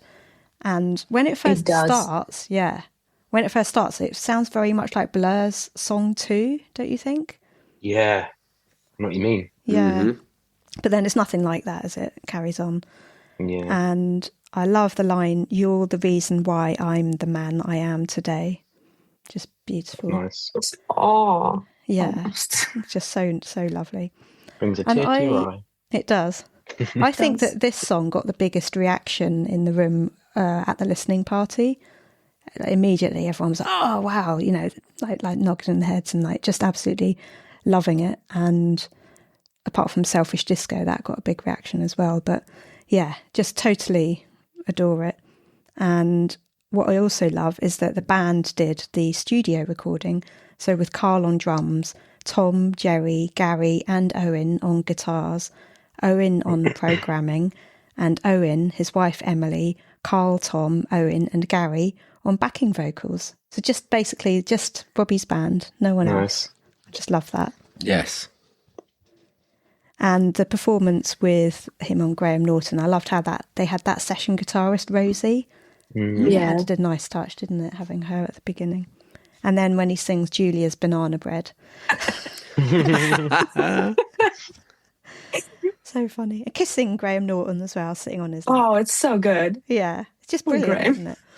And I did read one comment from someone somewhere, and I can't remember where it was I read it, but they said something along the lines of, I've never really been a Robbie Williams fan. He's always just kind of passed me by. But seeing that performance just suddenly made me interested in him. And now I would call myself a fan. Wow. Oh. So yeah, it really captured people, and I love that. Yeah, I mean, I don't want to repeat myself, but I think that's one of his strongest points is how he commands the audience and just the he's present when he's doing it. He's there. He's not like, I know, he's struggled with anxiety and stage fright and things like that, but even through that, that's like his strong point, because he's so engaged, and he pulled in Julia and he pulled in Graham and he pulled in that lovely member of the audience. He just draws everyone in. So it's a real talent. It's his superpower. Yeah. And he's definitely had the 10,000 hours of practice in terms of doing it, so he is a master at it. Yeah, absolutely. How he can see, his peripheral vision and his awareness is something else. And because he's able to just spot the people he needs to go to and what he needs to do in the moment and how he needs to do it. It's, incredible. Fascinating. So, I think that this song really leans into that full-on 90s vibe, as you've all said. It's one of the tracks on the album that I think could have walked straight out of that era, there's something about those jangly guitars and the rhythm that feels very, very Britpop, warm and melodic rather than heavy. So it's a lovely contrast to have it at this point in the album. Lyrically, it's quite, simple and sincere. Such a pretty face. She's everything I love about this world. It's not complicated. It's just open and affectionate. I quite like that. He's not trying to be too clever in it. In the middle of the album, it has those gnarly edges and the big statements, but it still feels quite grounded, and it sort of feels like standing in the middle of the 90s with your hands in your pockets, smiling at someone and meaning it. And yes, Lucy, I realise this is dangerously close to being romantic on the podcast, but that line, the what's behind those eyes, that line, it does pretty sum up how I feel about you. Oh, of course. Oh. No, everyone could be sick. It's good. Yes, it's amazing song. Was it one of your favourites when you first heard? Was it the one? Yeah, that you I did said? really, really like it. Like when I said Spies, you said this one, didn't you? No, I said Bite Your Tongue. Oh, Bite Your Tongue. But then at the listening party, I changed to Pretty Face. So yeah. Hi, I'm Robbie Williams, and you're listening to Robbie Williams Rewind with the Champions. So the video for Pretty Face was directed by Charlie Lightning. It used original footage of the Mock Turtles singing their hit Can You Dig It on the cult TV show The Word in 91, mixed with new footage of Rob singing in a blonde wig in a red Adidas top against a blue screen. AI was then used to make Rob look young again, as if the video was shot in 95. We know that permission was asked of the Mock Turtles first, as a friend of the podcast, and Robbie's first live drummer, Steve Smiley Barnard, was also their drummer. Is also because they're still going. drummer. Yeah. Still going. Yeah. Rob said, "This is my DeLorean moment back to 1995. The Word was the late night gateway to so many. Nirvana, Oasis, Happy Mondays. If Britpop is the album I would have made, then this would have been the TV show, now a virtual reality." Interestingly, Terry Christian, who worked on The Word, said that Take That were used as interview subjects for presenter auditions for Series 2 in 91, on the proviso they'd go on the forthcoming series. But Joe Wiley, who was the music booker, and the editor, Sebastian Scott, kept saying no. By season 3, Take That had become huge and refused to go on. I think that's a fascinating little fact there. So, who wants to go first on the video? James?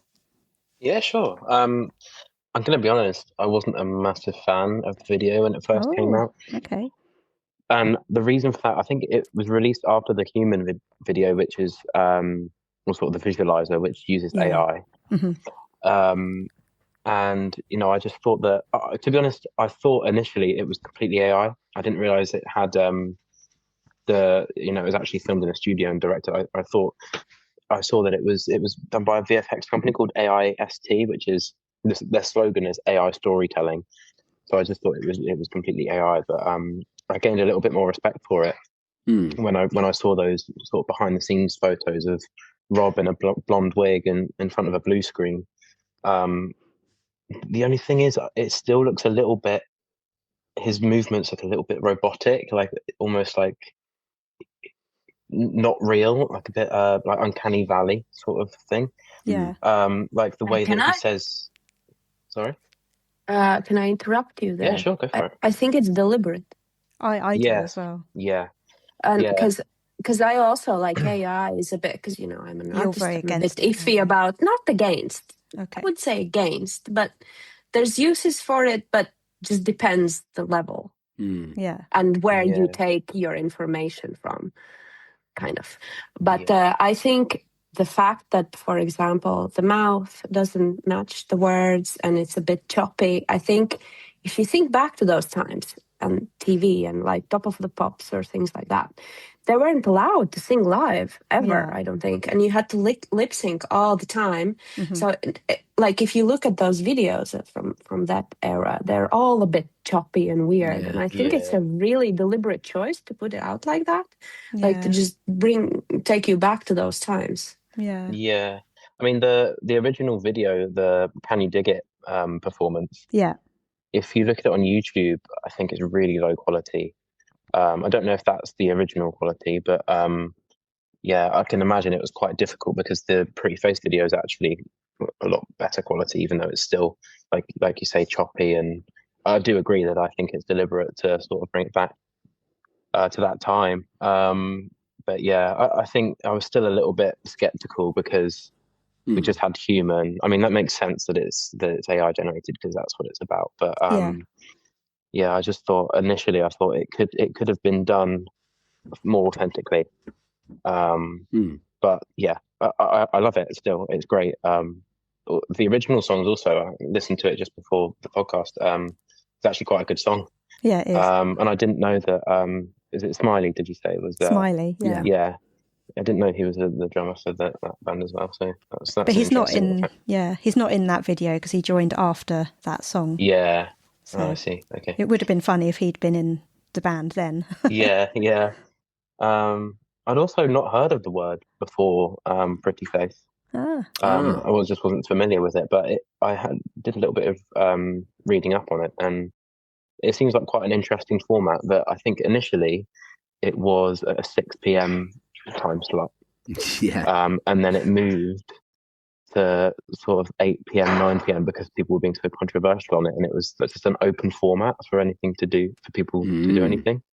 But I just thought that was quite interesting. It's not something I'd heard of before. But yeah, it's interesting. But yeah, I do like the Pretty Face video. It's yeah, like I say, initially wasn't a massive fan, but it's grown on me. Right. Well, you should come over to our house at some point and Lucy can play your entire VHS really? back catalogue, because she's recorded everything from the Take That Days all forward and converting it all onto DVD. So it's awful quality. I see. I was about to say, VHS was just terrible and it doesn't age very well, which is why we're trying to get it all on DVD. So yeah, pretty grainy. Yeah, which is but why at the time we didn't know that because that was the quality we had. So you just look at it thinking that's what it looks like, you know. Yeah.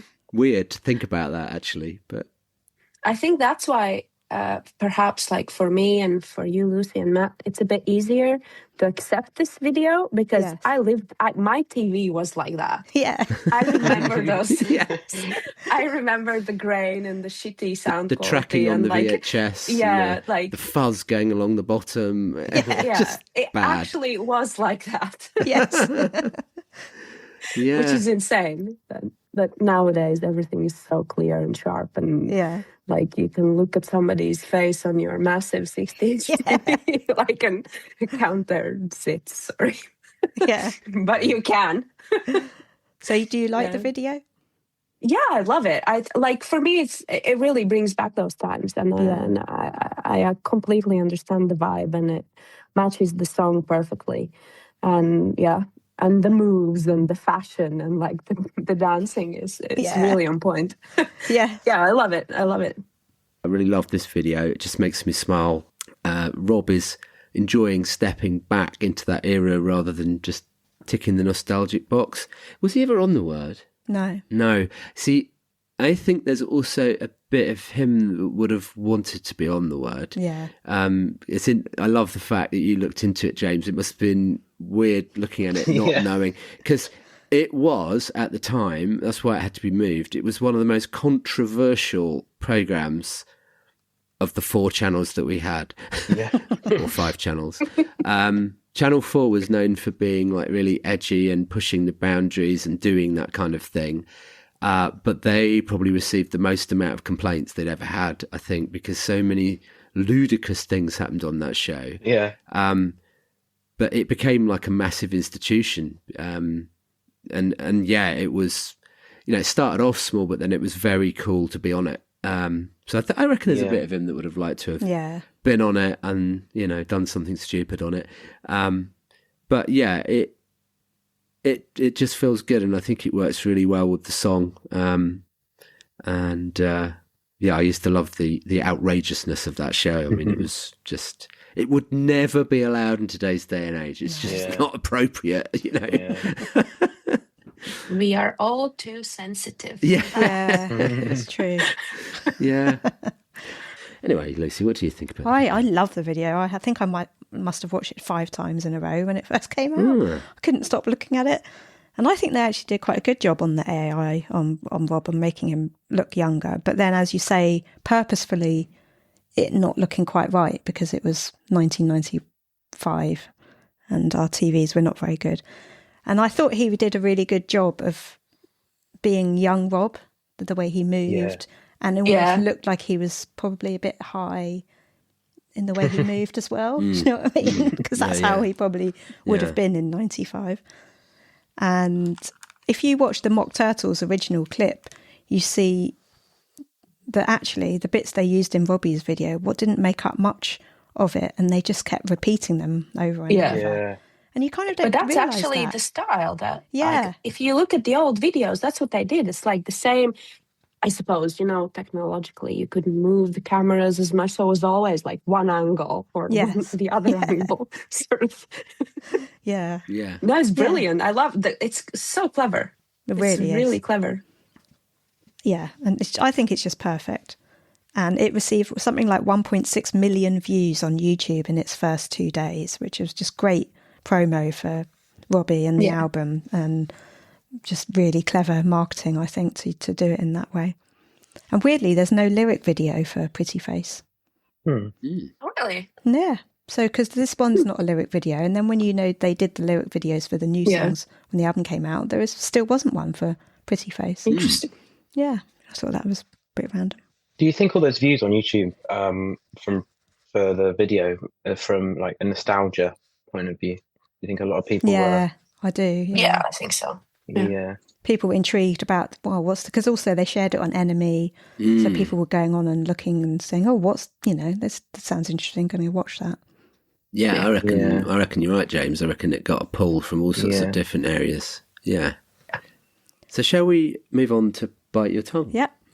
Bite Your Tongue was written by Rob, Ashley Hamilton and Jason Bell, and produced by Carl and Martin.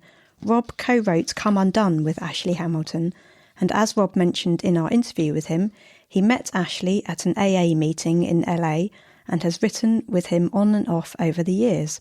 He told him he was writing a guitar album, and Ash sent this demo over, which Rob loved. Jason Bell is another LA-based songwriter who's written many songs with Ash. A few reviewers compared it to Wet Leg's Chaise Longue. How does Rob say it? Chaise. I can't remember. Longe, yeah. Longe, yeah. That's how Rob says it. The Observer said it was redolent of Blur punk, while The Telegraph said it sounds like Blur refashioning Elastica for children's TV. The Daily Star called it an electro-charged rocker with echoes of Republica and Damon Albarn. Clash magazine thought it felt more like the song Rob would have made for Rude Box if he'd known what he knows now. It has got more of a Rude Box vibe to it, I suppose. It does. Yeah, with a kind of rapping on it. Should we go to you first? I'm not sure you've done many first, so you go for it. Well, so on that day when Rob played us a few songs, this was actually my favourite. Because I just absolutely loved that chorus. I just thought it was so catchy and just so different. And I loved how it felt like a really Rob song with the rapping. I was just like, because I love Rude Box, I was just immediately drawn to it. And I just thought, oh yes, this album is going to be so Rob and what Rob wants to do. And I just adored it. Carl kept describing it as gnarly, didn't he? Gnarly, yeah. He said that word a lot. It's gnarly, isn't it? Gnarly. Yeah. I love the drum beat and the guitars and the siren sounds, and it's just like a really bouncy song that you have to move to. Just absolutely adore it. And it was perfect that they played it on tour before he came on stage every night. But how many of the crowd were just totally oblivious to that, that it was a new song playing? Yeah, just too busy talking. Yeah. It's like, shush, listen to that. Yeah. It's on, listen to it. That always drove me crazy. And he introduced it at the Long 90s gigs by saying, the good thing about being agoraphobic was that he didn't end up in the Epstein files. God, what's he like? And that And then something about us all being screwed with the people who are in charge in the world at the moment. And you might even describe them as being evil. That's kind of what he said, wasn't it? Yeah. Yeah. It's basically about the people in charge, just, yeah. It's interesting, he doesn't often make statements like that. No, he tries to no. sort of keep out of the politics of things, but occasionally you will hear him make a comment like that. Yeah, I thought that was unusual. And I accept your cookies, I'm accepting them all.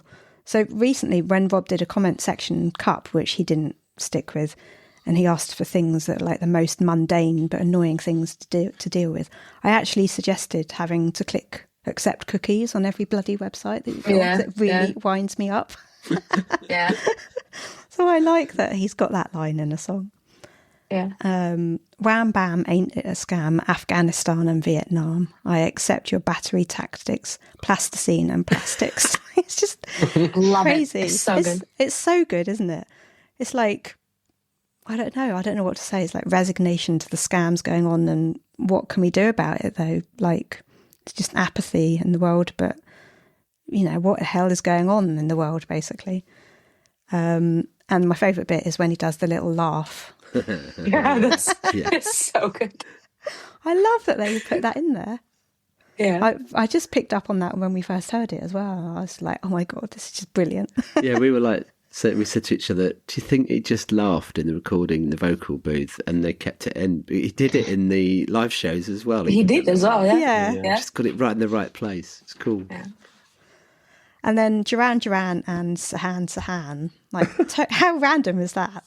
I had to look up what Sahan was, and he was a Palestinian man who assassinated Robert F. Kennedy in 1968, the younger brother of JFK, and a candidate for the Democratic nomination for US president. So I'm not really sure why Rob included those, but I reckon it's just because he liked how they rhymed. Rhymes with Duran Duran. Yeah. Don't you think? Classic. Not many things that do, No. I don't think. So yeah, that's my thoughts on Bite Your Tongue. I love it. I love it too. Yeah. And I think interestingly, it is a quite political Yeah. and socially aware song. Mm-hmm. Yeah. And the interesting part is that we're all guilty of, you know, the monkey emoji where you do like in front of your eyes or ears yes. or mouth, Mm-hmm. like to whatever is happening in the world, especially in these current situations across the world. Yeah. We are living in our comfort of closing our eyes a bit and not, you know, just taking all the lies in and shrugging it all off, and we're all guilty of it. So there is a message in this song. Mm-hmm. It's a really good song. It's super catchy and I love listening to it, but there's a point to make in this one. Yeah. Definitely. Yeah. We do embrace the madness. Yes. Certainly do. Yeah. James, what are your thoughts on this one? Yeah, Bite Your Tongue is my favourite on this album. Aside from Humans, my favourite of all of them. But this is my second favourite. Okay. But yeah, like you say, Lucy, it was just the first time I heard it. It was amazing. Also, it reminds me of the tour, because it always played. It was the last song that played before Robbie came on. Yeah. And obviously it wasn't released at that point. And yeah, so it takes me back to that. But also, it was when I got tickets for the long 90s, and I was trying to learn the songs that weren't released yet, like Bite Your Tongue. All I had to go on was the recordings that I had done and other people had done of Bite Your Tongue on the tour. Yeah. And it was, again, I got that very, very wrong because the lyrics are just crazy. Yeah, same. I couldn't get them all either. Yeah. Even like the bit where it goes stop. I heard that as the word beginning with SH, which I'm not going to say because my mum will probably listen to this.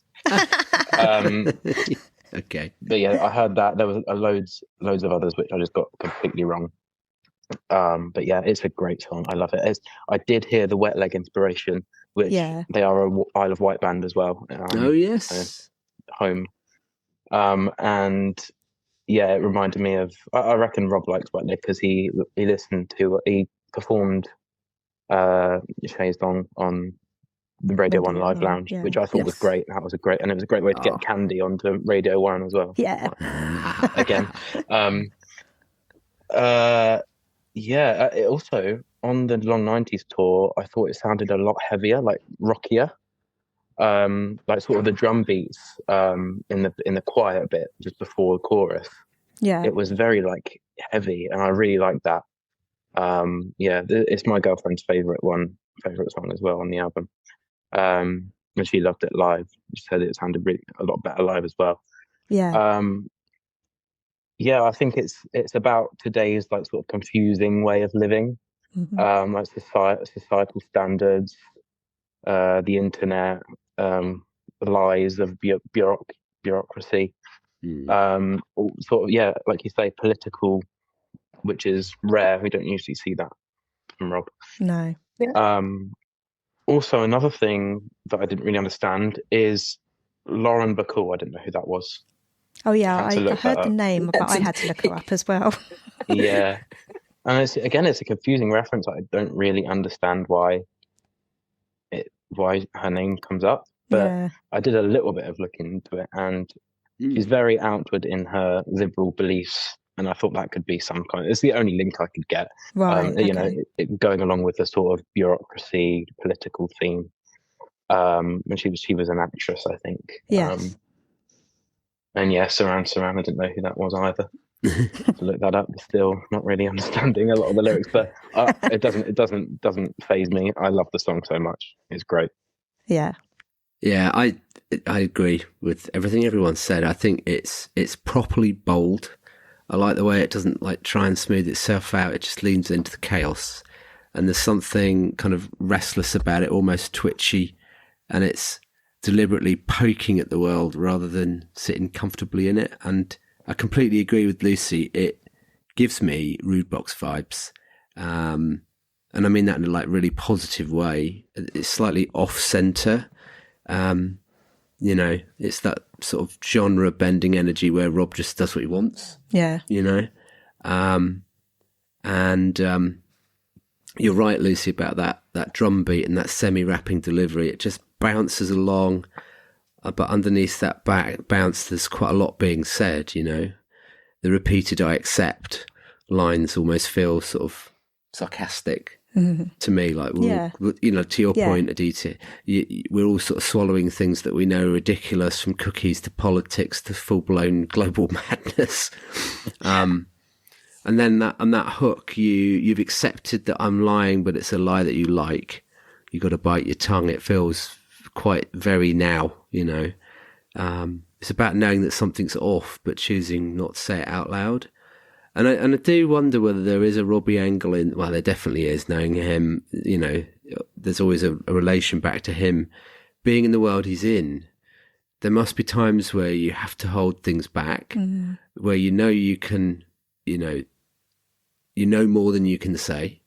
So the idea of biting your tongue feels quite specific.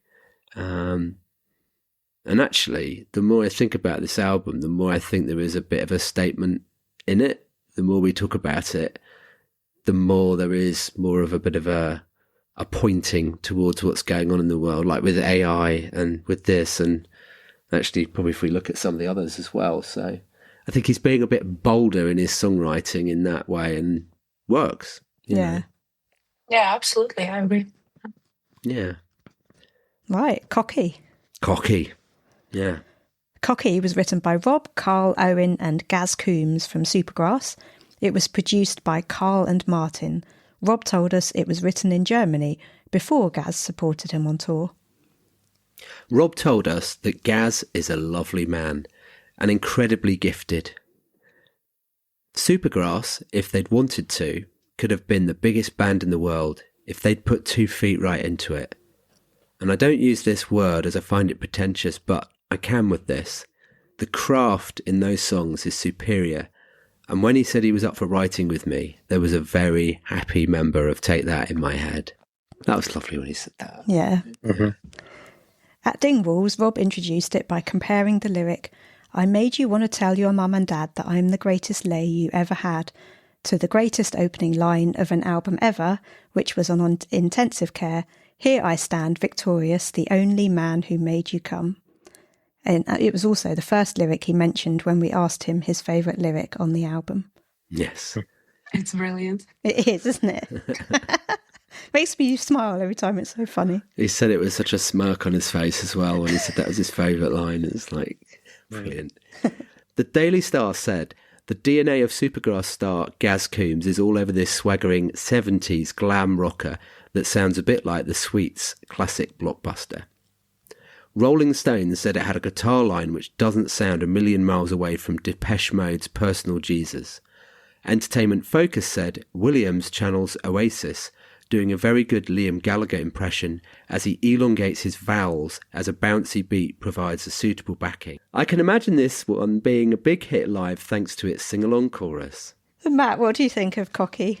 Yeah, I like Cocky. So it's Rob leaning into his swagger. And I have to say a little bit, when we spoke about this, Lucy, I didn't quite get it on the first listen. You know, next to the richness of Spies and the gnarliness of Bite Your Tongue, it felt like a bit more sort of straightforward. But when you actually sit with the lyrics, especially when you see him perform it, it kind of starts to click. The opening line, you've already said it, the greatest lay you've ever had. I mean, that's outrageous, deliberately so, pure Robbie. Yeah, he's playing a role. And then you get lines like, you're undefined, completely blind and wide awake and making plans. And suddenly there's something sharper there, and it's not just the ego. It's confidence versus confusion, awareness versus chaos. You know, and knowing that he said about the naughty voice of off the leash for a few minutes makes it more interesting. Because, you know, it feels quite cheeky, slightly dangerous version of himself, you know, stepping into the spotlight. But yeah, it's I guess it's not one of my more favourite songs on the album. I don't mean I don't like it. It's just, as I said, it didn't grab me straight away. But the moment he performs it, there's something else about it. So I think seeing it live makes it work. Right. Yeah. He did. What do you think? Yeah, I like it. I wouldn't say also it's not like in the very top of my favorite songs on the album, even though I love them all and I love Cocky as well. Yeah. It's really good. But it does require a couple of listens, I think, to get into it. And I agree with you, Matt. Like when you watch it live, I think what you get is that almost stubbornness, like when he's singing it and like with the body and the feet and everything, it's like almost he's stomping his feet with like the arrogance and the cockiness and like the message of the song. So it's really good live. But yeah, I love it, and the chorus is great, and it's a good one.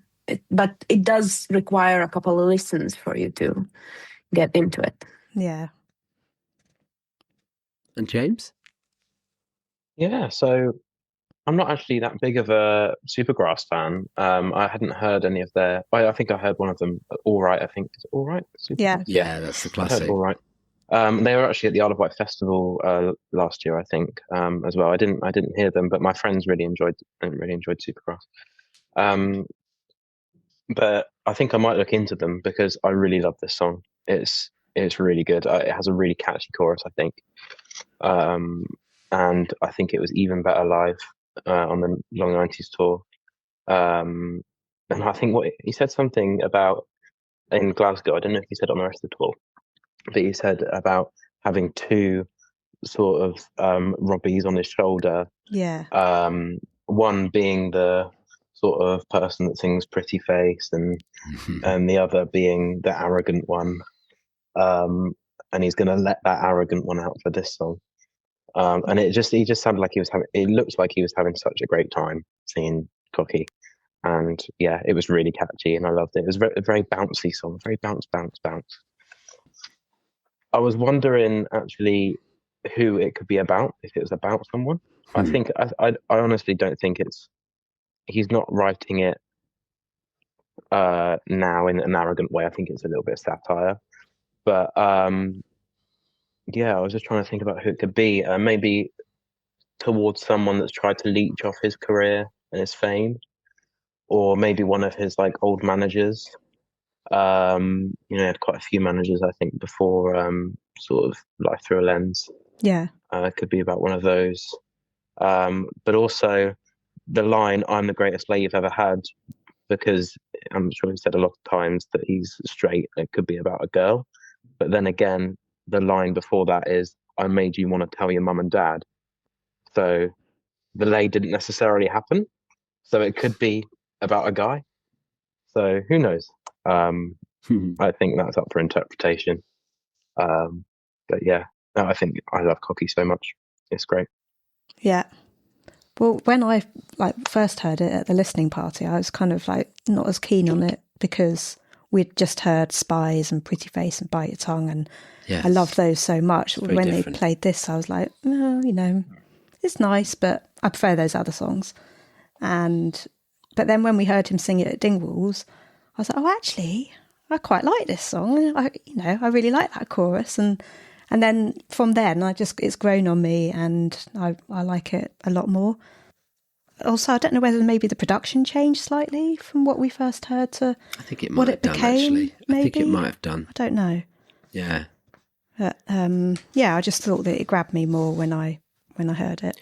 And I think it's lovely, right, that Rob speaks so highly of Supergrass and got to write with one of his heroes, one of his friends. Yeah, it's great. So, and when we spoke to him about it, you could tell, I mean, that quote comes from the interview and that we did with him. And yeah, I mean, that's just magical to be able to write with someone that you admired that much. Yeah. So again, it brings that extra level of kudos into it. And I wasn't really sure what exactly it was about either, James. I couldn't work out whether he's kind of talking about himself and how cocky he was, or whether it was someone saying that he was cocky, or was it a combination? Yeah, that's possibly. I think it also could be a bit of a throwback to himself in the 90s, where he was cocky. Absolutely. Yes. Right. So, but I think like with today's glasses, like he does realize that he's no longer that cocky. Yeah. Because he's grown up a little bit. But yeah, I mean, it's still there, and it's not really wrong to be a little bit of arrogant here and there. I think It's he's got the right to be. Yeah, absolutely. With what he's achieved. Yeah.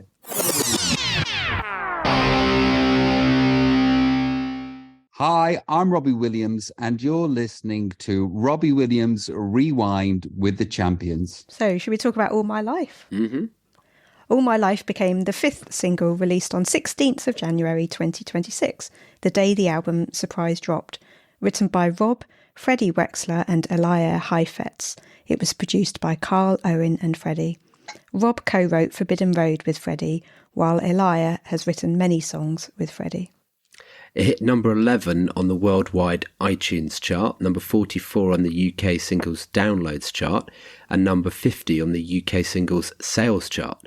Clash magazine said, "The bridge is anthemic by numbers, but it's what he does so dependably well. After a first listen, it's gently derivative but pleasant enough, naggingly familiar by play 3, and soon thereafter it feels like it's always been there, just waiting for a Halifax advert to soundtrack." Okay. Rob said, "I'm just trying to make self-obsession a pretty colour. We are told from an early age that fame and fortune is a salve to fix all, which is why I sought it. But actually it causes an existential crisis, and I will be explaining my findings about that until the day that I die. I'm a journalist, but with one subject, me." All the reviews remarked that it was the most Oasis-like song on the album, with The Telegraph saying it was pure Oasis in its shift from sensitive ballad to overcharged rooftop-raising anthem. The Times said Rob imitates Liam's reedy snarl, while Clash magazine said it was an Oasis-aping track, which suggests Rob's more than just a little fond of Be Here Now. The sweeping, sneering chorus is very Liam, while the verses share plenty of DNA with Forbidden Road. Entertainment Focus said All My Life could have been taken from life through a lens, perfectly emulating the sound that Williams first launched with. So I reckon this is definitely a contender, or it was a contender for the end credits of Better Man, yeah? We all agree on that, don't we? I think so. But I think Forbidden Road was the right choice. The Forbidden Road is how is that song not everywhere? It's beautiful. Yes. It's just a beautiful song. Yes. Yeah. Yes. There's no other. I don't have another word for it. It's just really beautiful. But then this song is perfect for the Britpop album, isn't it? It's brilliant as well. Yeah. It's not as beautiful because that's like it's just, there's something about that song. But All My Life is, I love the message. And I think you can apply that message to everybody, really, like to be true to yourself and to like just accept the things that you like doing in your life. And there's nothing wrong with that, really. Shouldn't feel guilty about that. Yeah. Even if you might be lying to yourself a little bit. But that's fine. It's life. But I love it. I mean, and I loved all the bridges in this whole album. I think my favorite part of all of the songs is the bridges. And then this one in particular is such a strong one. Yeah. Yeah. It's a great song. I can absolutely see, and I would hope that it would become like the same level of like Feel and Angels, and you can see it happening because it has the same vibe and the same feel to it. Yeah. Yeah. Yeah. James, what do you reckon? Yeah, I think it was a very, very high chance that it was meant to be at the end of the credits for Better Man. I've actually got here a quote from someone on Reddit that said, apparently in an interview, Robbie had said that he'd written a more upbeat song for the credits, but he felt like he needed a hug at the end of it after that journey, so that's why they went for Forbidden Road. Yeah. But I think the lyrics of All My Life fits so well with the story of Better Man. Yeah. That, I think almost with 100% certainty, you can say that was definitely for a good contender for the end credits song. I love his vocals on this one. I think his vocals were very strong and very good. I think it's a great choice for a single again. And again, it's very Britpoppy. A lot of people have said that I've listened to it with have said that it sounds like Oasis and Liam. They could imagine Liam singing it, including my mum. My mum said that it could be an Oasis song. And All My Life will have a very special place in my heart because Robbie looked straight at me when he sang this in Glasgow, which is probably the closest I've got to meeting him. So I'll take that. That's good. Oh, that's lovely. From the first listen, you can tell it's reaching for something anthemic. I remember when I first heard it, and I get why so many people jump to those Oasis comparisons, which, again, I'd like to think, knowing Rob a little bit, I'd like to think that he takes that as praise rather than anything else. Yeah. Because he's always said he likes Oasis, so I think they're an inspiration from him. But I think once you move past that, what really stands out for me is how personal it sounds. There's a thread running through it about legacy, performance, and what it means to live your whole life in public. Lines like, I know I'll die, but I'll never leave the stage. That's classic Robbie, half bravado, sort of half existential truth. And that opening, a wise man once said, use your delusions, and I'd like to remind you that man was me. Such a Robbie way of framing it, it's self-aware, slightly tongue-in-cheek, but also really honest. I also like where it sits on the album. It's a slightly slower tempoed track, and it just sort of nestles into that mid-album space. So I know they were really concerned about the sequence in the album, as all people putting an album together are. But after some of the sort of really punchy, gnarlier moments, it feels really right in this place. It sort of gives you a bit of room to breathe. Well, it gives you a little bit of that hug that we were talking about, you know. Yeah. And it does. It feels like the soundtrack at the end of biopic. But yeah, it fits. It fits. It's a very sort of human song and works quite well here. Yeah. Do you think, Liz? I absolutely love it. Yeah, it's one of my favourites. And when the new songs came out on the day the album dropped, it was instantly one of my favourites. And I don't know if you remember, but they did play it at the listening party. Yes. But it sounded really different. It did sound very different. So it actually sounded a bit more ballady and a bit more like Forbidden Road. Mm-hmm. And I actually asked Owen about it and said, did we hear this at the listening party, and was it really different? Because it feels like it was. And he said, yes, me and Carl worked on this over the summer and just changed the production of it into a bit more of a kind of Britpop track. And so, yeah. So, yeah, I just thought that was interesting that I can't really remember what it initially sounded like, but I just know that it was a bit more Forbidden Road-esque in the beginning. And when I was listening to this album on the day after it came out, like just, playing it on repeat, as I'm sure we all were, I was also looking at Instagram and I was reading Mark from Brit Cult's review of the album. And it was so strange. As I was reading his review, he got to like the end of his review and then said, and my favourite line on the album was, a wise man once said, use your delusions. I'd like to point out that man was me.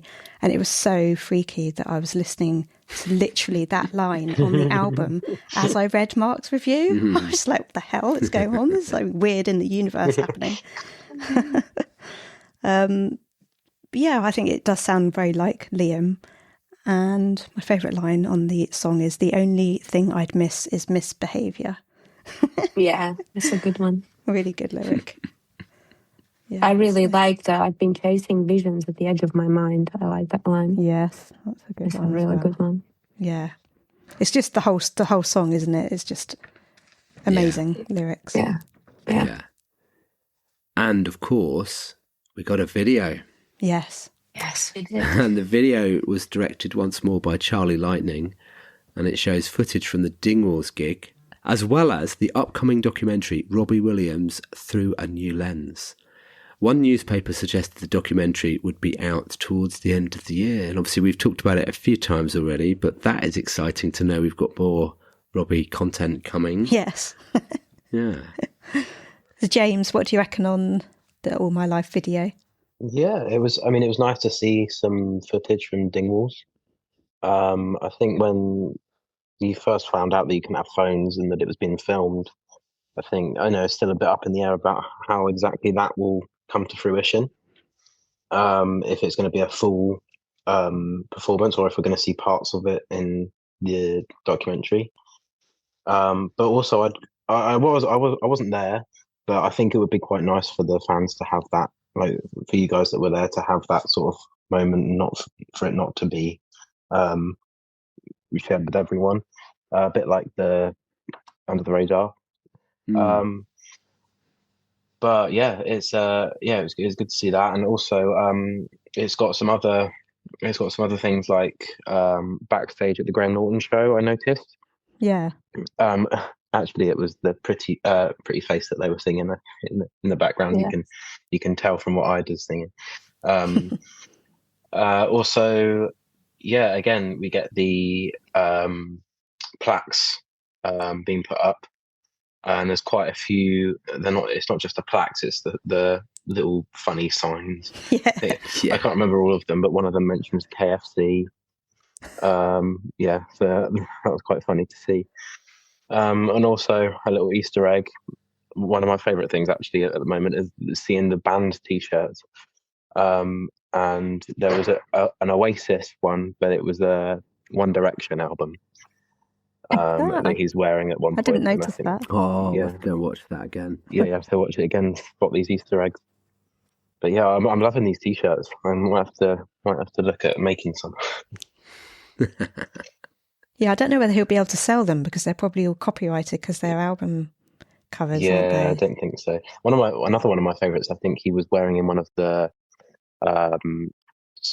videos like little Instagram videos was a Take That and Party, but it was Radiohead, OK Computer album cover. Oh yeah, yeah. I thought that was quite funny. I would have liked to have had that, but yeah, I think there's going to be some issues with copyright and all sorts. Edith? Yeah, it's a really good video and a great intro to the documentary that everybody is waiting for. My favorite little poster: warning, emotional drainage, do not block. Ah. Yeah, it's brilliant. I want to see how many of them they've got in the documentary, because I bet there's more for sure. Yeah, and I really like. I mean, it's a great video. I love these like backstage and behind the scenes sneak peeks into Rob and the touring and that kind of life. It's very interesting and insightful. But I loved seeing Riga's that bandstand, like in the end, like that's in Riga. Oh. And I'm hoping that we really liked it here and he might come back again to the same place, because it was really special. It's really nice. So yeah, I'm sure he will. Yeah. So my favourite sign, I don't know whether it was yours, Matt. I know what you're going to say. Yes, mine as well. Was none of this is real except male pattern baldness. That's real. Yeah. That made me laugh out loud. Yeah. Yes. And for those of you that haven't seen me, I'm sure everyone has, as a mostly bald man myself who started to lose his hair in his mid-20s, I can confirm that it is indeed very real. But as I say to Rob now, if he ever mentions hair, I'm just like, look, it's overrated. Just shave the whole lot off, you know. But obviously he's a pop star and needs some hair, but I get that.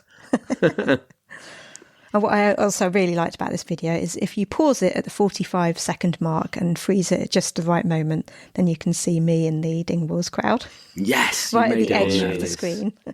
Only Lucy, though, not me. Yeah. Well done. One frame. Just one frame, yeah. And at backstage at Graham Norton, I think it might have been, I'm not sure actually, he's sat on a sofa with Ida and he's got like a jacket on, but under the jacket he's got a Joey McIntyre t-shirt on from New Kids on the Block. Nice. I appreciate that, Lucy. I do, I like that.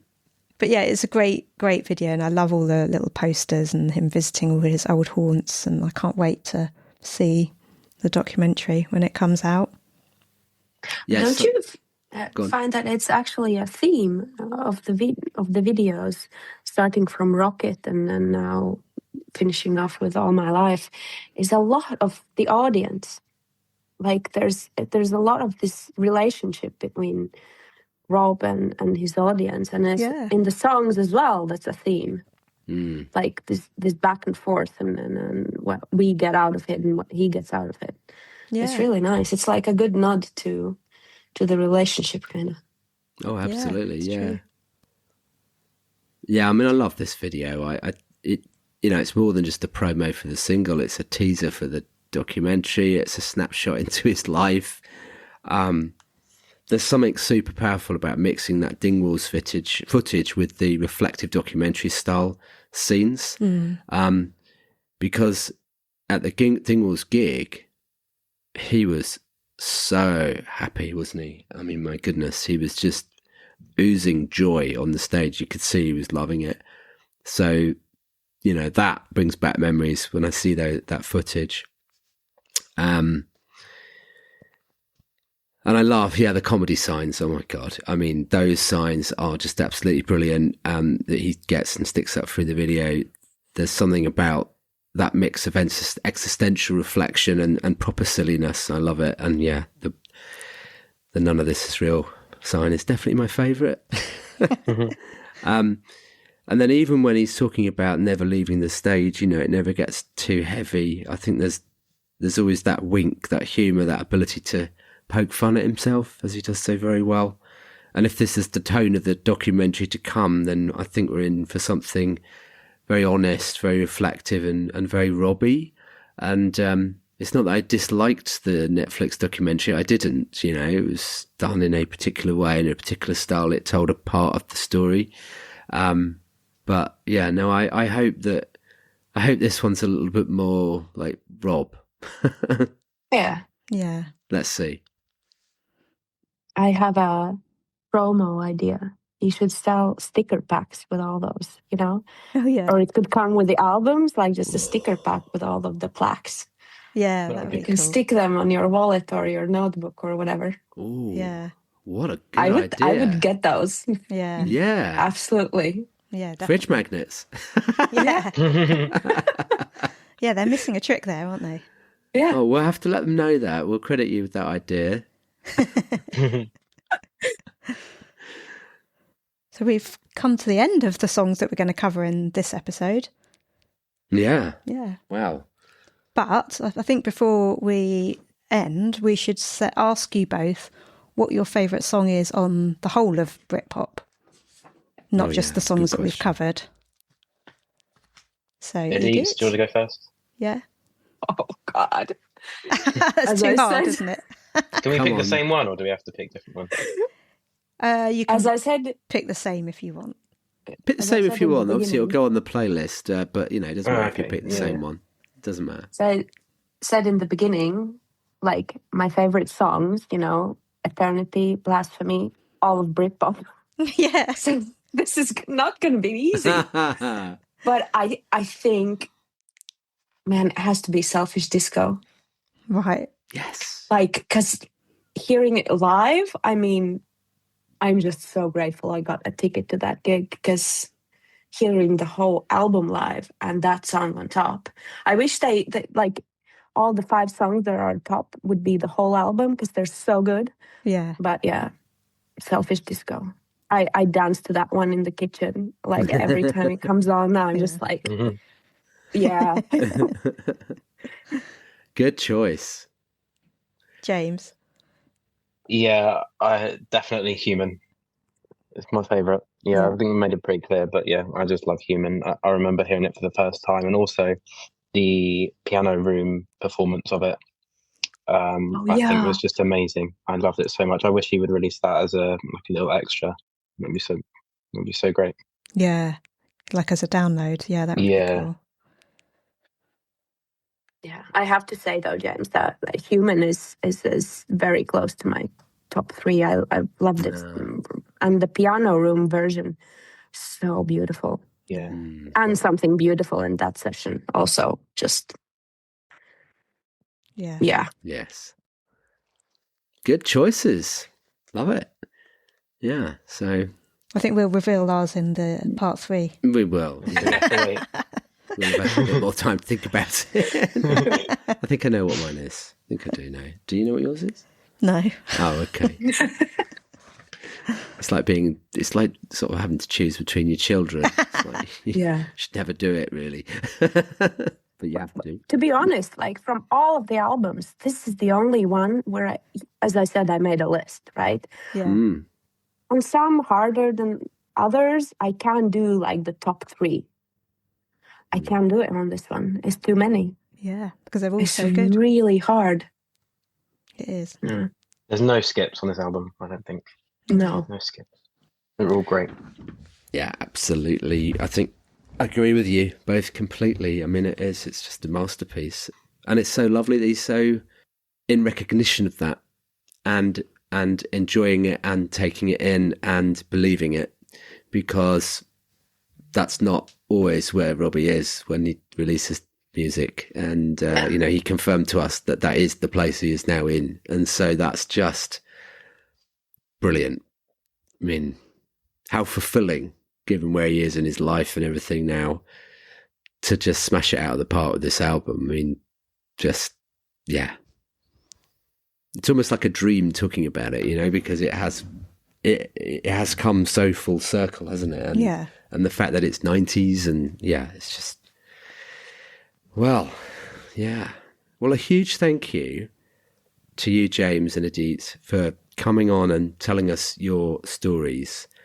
We are so grateful that you took the time, and you are fantastic guests, I have to say. You both absolutely, you know your stuff, right? And you're completely into this. And look forward to catching up with you again soon. And hopefully we see you out on tour, because it would be great to meet up and exchange even more stories.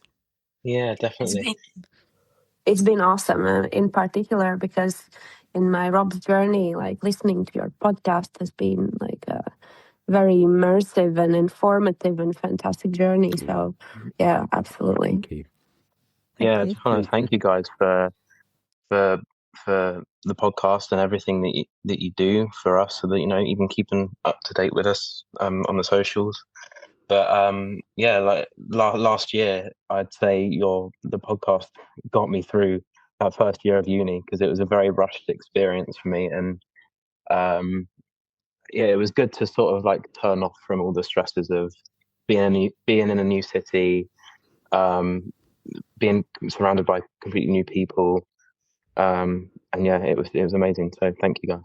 Oh, thanks, James. Thank you. That's so lovely to know that from both of you. Thank you. Yeah, we appreciate that. So next time, our Britpop journey continues in part 2 with Carolina from Chile and Lorena from Argentina joining us. So that's going to be another brilliant episode, hopefully. Absolutely. Yeah, this Britpop journey's fun, right? More to come. Yes.